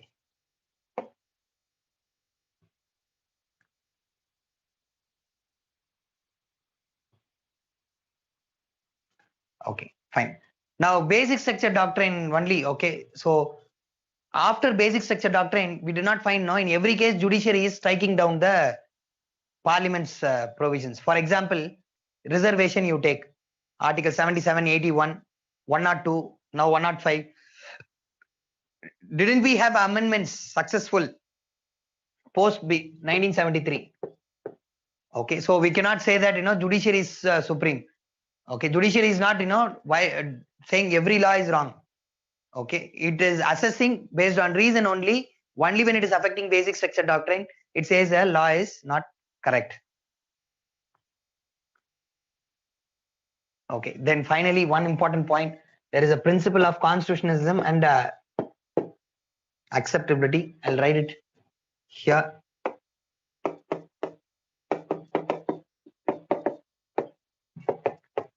Okay, the word constitutionalism means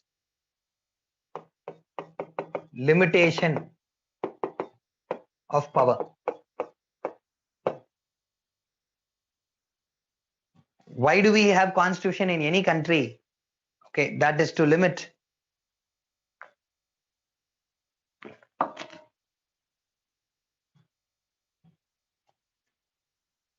the powers. So any organ put inside the constitution, it has been given powers, but at the same time limitation of powers also. Okay, both. Okay, powers is allocated, but at the same, if they don't have limitation of power, there is no constitutionalism principle. So parliament, which is inside the constitution, which is given the power to amend the law, amend the constitution, it is limited power only, not unlimited power. And moreover, acceptance of basic structure doctrine. Courts again and again refer to basic structure doctrine. Till last month they are referring. Parliament also agreed to it.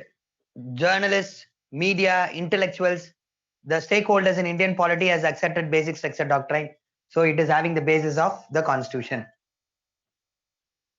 Okay. So if you want to support basic structure doctrine, this side you can write if you want to be critical, question is in such a way, critical of basic structure doctrine, this side you can write. Simple.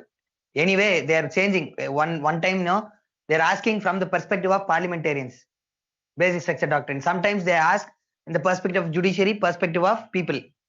So if perspective of judiciary people ask, you can support basic structure doctrine. This time, uh, uh, you can talk about on the parliament perspective, however, mention that basic structure doctrine has been useful. That is a settled question. Okay. So in conclusion, even if you argue this side, mention that and say that in some way it is functional. So these things have not, this been overlooked by the polity. Even though this is happening, we cannot say that, judiciary has never become supreme, or the concept of separation of power, the balance between parliamentary and judicial supremacy is not affected. Like that, we cannot say, because there is some kind of impact. Okay. So you will argue that, but we'll say that these are overlooked because of the functionality that is provided by the basic structure doctrine. What is the functionality the basic structure doctrine gives? It protects and saves the constitution. What if there is a super majority government? What if a ruling party is having 362 plus in Lok Sabha, and in Rajya Sabha they are having 164 plus seats in Rajya Sabha? What will happen? They can easily change the constitution upside down. Okay, fine. Okay, in the conclusion, give a strong point. What is the point? Sovereignty. Just assume that if the parliament can change the word sovereignty because it has the power to amend the constitution, the very purpose we have established the constitution is to safeguard our sovereignty. Okay, what we have fought with the British and we have established India as a sovereign country. What is sovereignty? Taking care of ourselves. Our problems we will take care of. Now, when we have achieved that situation now, if that is removed by the parliament, a super majority government, just imagine, that is not acceptable, right? So that is where basic structure doctrine comes into play. Okay, and it ensures that the constitution is not abruptly, radically changed. Okay, and that is why, it is a settled question that we are agreeing, and we always refer in polity about basic structure doctrine. In class, how many times we have uttered the word is Kesavananda Bharati case and basic structure doctrine, no? So at one point of time, we got, lazy and started talking at, BSD like that. Instead of basic structure doctrine, it is a short form because of its frequent usage. Okay, fine, done. So basic structure doctrine is over. This is the possible question that you can expect, okay, from the current affairs. Next, reservations related. Okay, reservation is also, see, I'm coming in an order. I'm not going by monthly current affairs. I've just, for the past 6 months, what has been major, I'm going by the order. Preamble first, okay, then union territory, citizenship, then fundamental rights. Okay, slow. Now we have talked about Article 13, basic structure doctrine. Now we are into equality, right to equality. In right to equality, we are discussing reservation related current affairs. Okay, fine. So just make note, these are the points, that we have to talk about reservation related, these are the things which is in current affairs. Okay, we have to talk about them in detail.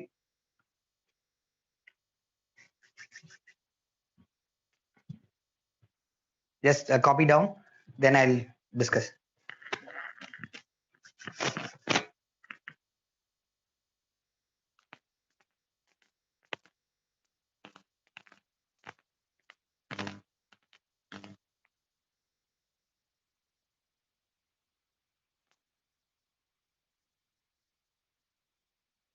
Meanwhile, I think, you may have doubts. I'm ready to clear your doubts.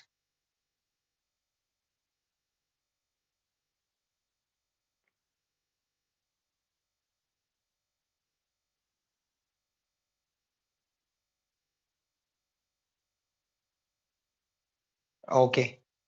So my favorite Chandramohan is here. Okay. Fine. Yes. Okay. One question, sir. The recent farm laws formulated by the central government has no words regarding subsidies, especially minimum support price. Is these laws are being formulated to prove that India is committed to Bali Ministerial Council on removal of subsidy? No. WTO itself. Okay. All the rounds. Okay. Uruguay round. Okay. And Bali conference. The present round. Doha round. everything, they talk about systematic and gradual removal of subsidies. So these formulas are essentially based on international commitment that we have given for the WTO, World Trade Organization. You are right. See, when I was talking about that Citizenship Amendment Act, right? We have not signed the International Convention for Refugees, 1951 International Convention of Refugees. We don't. But, to your surprise, we follow it adherently. We might not have signed that. Okay. India is the only country which is adherent to the International Convention of Refugees. We safeguard the refugees. We now giving citizenship to refugees. We don't refold them. Non-refoulement policy. Okay, there's a policy called as non-refoulement. Okay, which means we will not send back the refugees to their respective countries until normalcy returns there. After normalcy is returning, we can send back. For example, Sri Lankan refugees, now we can take measures for them to settle in northern Sri Lanka. That will not be a sending back or refoulement. You don't send back the refugees until the situation is wrong. You may be asking, sir, recently some Rohingyas were sent back to Myanmar. Only those who have criminal background, only those who had a record of terrorism, those who have a link with the insurgency groups in the northeast, they were. Not all Rohingyas were sent back. Not all, few only. Okay. And if that happens, and you can also mention that is an aberration.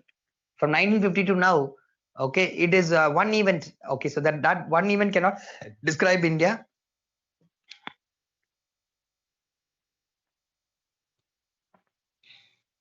Okay, we are the best country already. See, European Union have signed the International Convention of Refugees. They have their own European Union's human rights chapter, which says that non-refoulement policy should be followed. When a refugee enters into their country, they have to give them a position equal to the citizen. Except for Germany, no other European country opens a door for the Syrian refugees. Even now, they're not refusing. Now, from Afghanistan also, there is a chance many refugees will want their refuge in the European Union will not be given. Refugees, we are gone to the level of going to give citizenship. Okay, they are talking about not accepting inside their country itself, but they have signed all the treaties. What is the use? Okay, so in that case, we should say that Indian government's policy, is well and good. Okay, of course, there needs to be a policy. That is a debate. Next debate, we will have it later.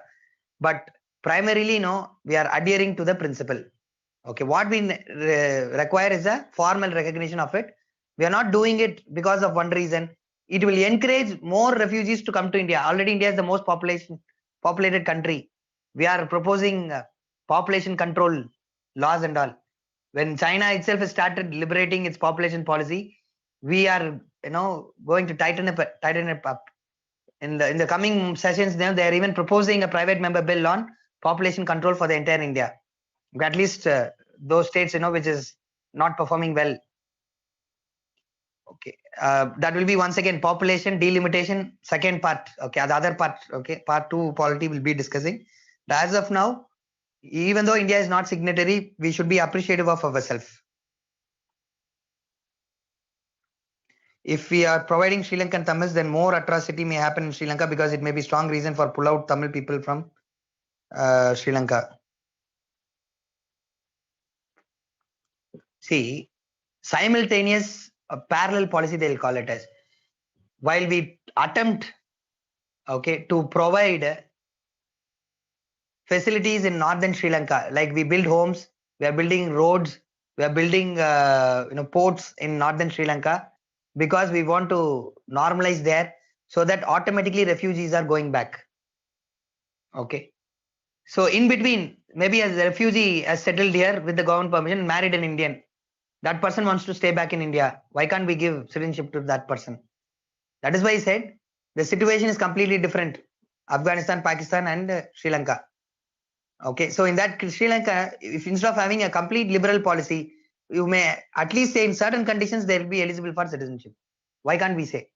Okay, that is my opinion. Okay, fine. If that is the matter, even when we give citizenship to other countries, that countries will further increase the attack on the minorities. So that, I think, that cannot be a reason to do away with, providing citizenship for all citizens. Yeah, John Ruskin. Okay, so I mentioned a wrong name. Thanks for that. Okay, so Unto the Last, written by John Ruskin. Okay.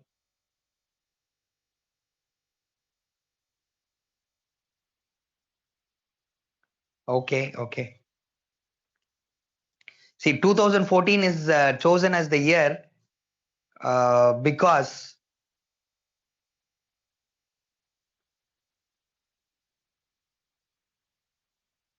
from 2014 only they have, have the idea of having this kind of act.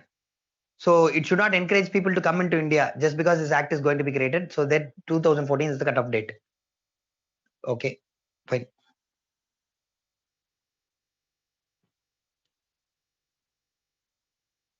The functionality of basic structure doctrine is to safeguard the Indian Constitution.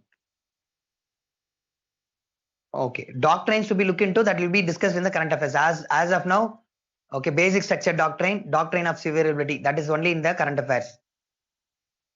Okay, doctrine of colorable legislation, okay, will be dealt in the part 2. Okay, not now. Okay, that is also was there in the current affairs. So other things, then doctrine of chilling effect, okay, will be discussed in article 19, freedom of speech and expression. Okay.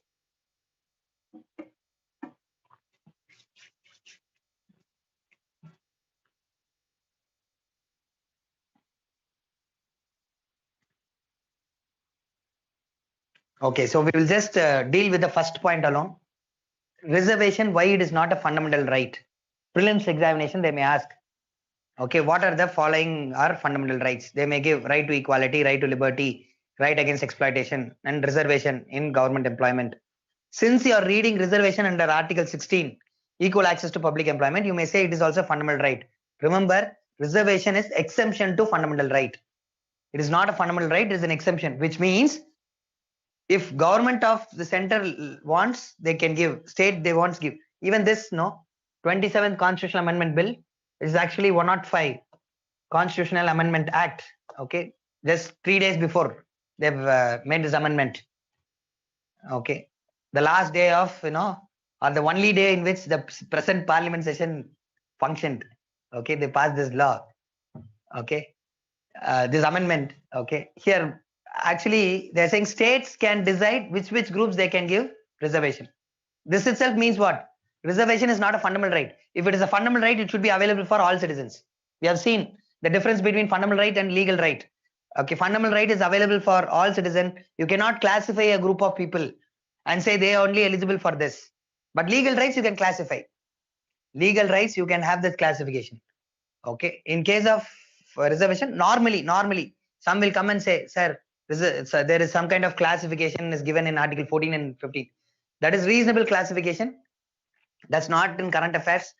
So let us not touch it. Okay, it's a complex one. Here we'll stop here. Reservation is an exemption. Okay, where do you find?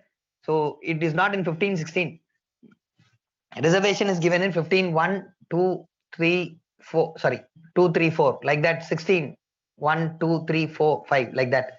The exemptions to these articles only, it is given. Okay, so let us remember that fundamental rights is not a reservation is not a fundamental rights, it is a exemption to fundamental right. Okay, now constitutional this National Backward Class Commission I need to discuss because the possible mains question is there. Okay, so I will wind it up here. Okay, today. Okay, we'll have another class. Okay, part 1 itself, because reservation has to be discussed. After reservation, we have to talk about this one. This itself, it will take some 45 minutes. And after that, we have to talk about Article 19, freedom of speech and expression. Under that, Sedition Act, UAPA, and Sedition Act, Cinematograph Act is there. Okay, IT rules. Okay, related to that, what kind of question is going to be asked? Okay, then Article 21, Pegasus issue, that we have to discuss. Right to privacy we have to discuss. Right to suicide we have to discuss. Right to euthanasia we have to discuss. Question answer format. not the same way we did in the class. We will do it in the current affair explanation, why it is there, and directly jump into perspectives, how to form opinions. And then Article 22. Okay, Article 22, no, UAPA, Unlawful Activities Prevention Act, Preventive Detention Law. Okay, what is the need for preventive detention law? How it is validated? What should be done in UAPA issue? Likewise, Section 66A also we have to discuss under Article 19. Then Child Labor Act, Human Trafficking Act, Persons Human Trafficking Act. Then religious freedom. Okay, Article 25 issues are there. Then Article 15 versus Article 25. Okay, that also should be discussed. Okay, then right to be forgotten. There is another right to be forgotten. Then official secret tax versus right to information. Okay, that also should be discussed. Okay, so we will do that. And constitutional remedies, some slightly. Okay, because it is repeated question. Okay, so one mains this thing we will see. Okay, so no, because too much of information the same day, I think. So we will have another session for part 1 itself. Then again part 2 we'll have another session. Okay, so for this week we will wind it up. Okay, happy to see all your faces after a very long time. Okay, hope you are preparing well. Yes.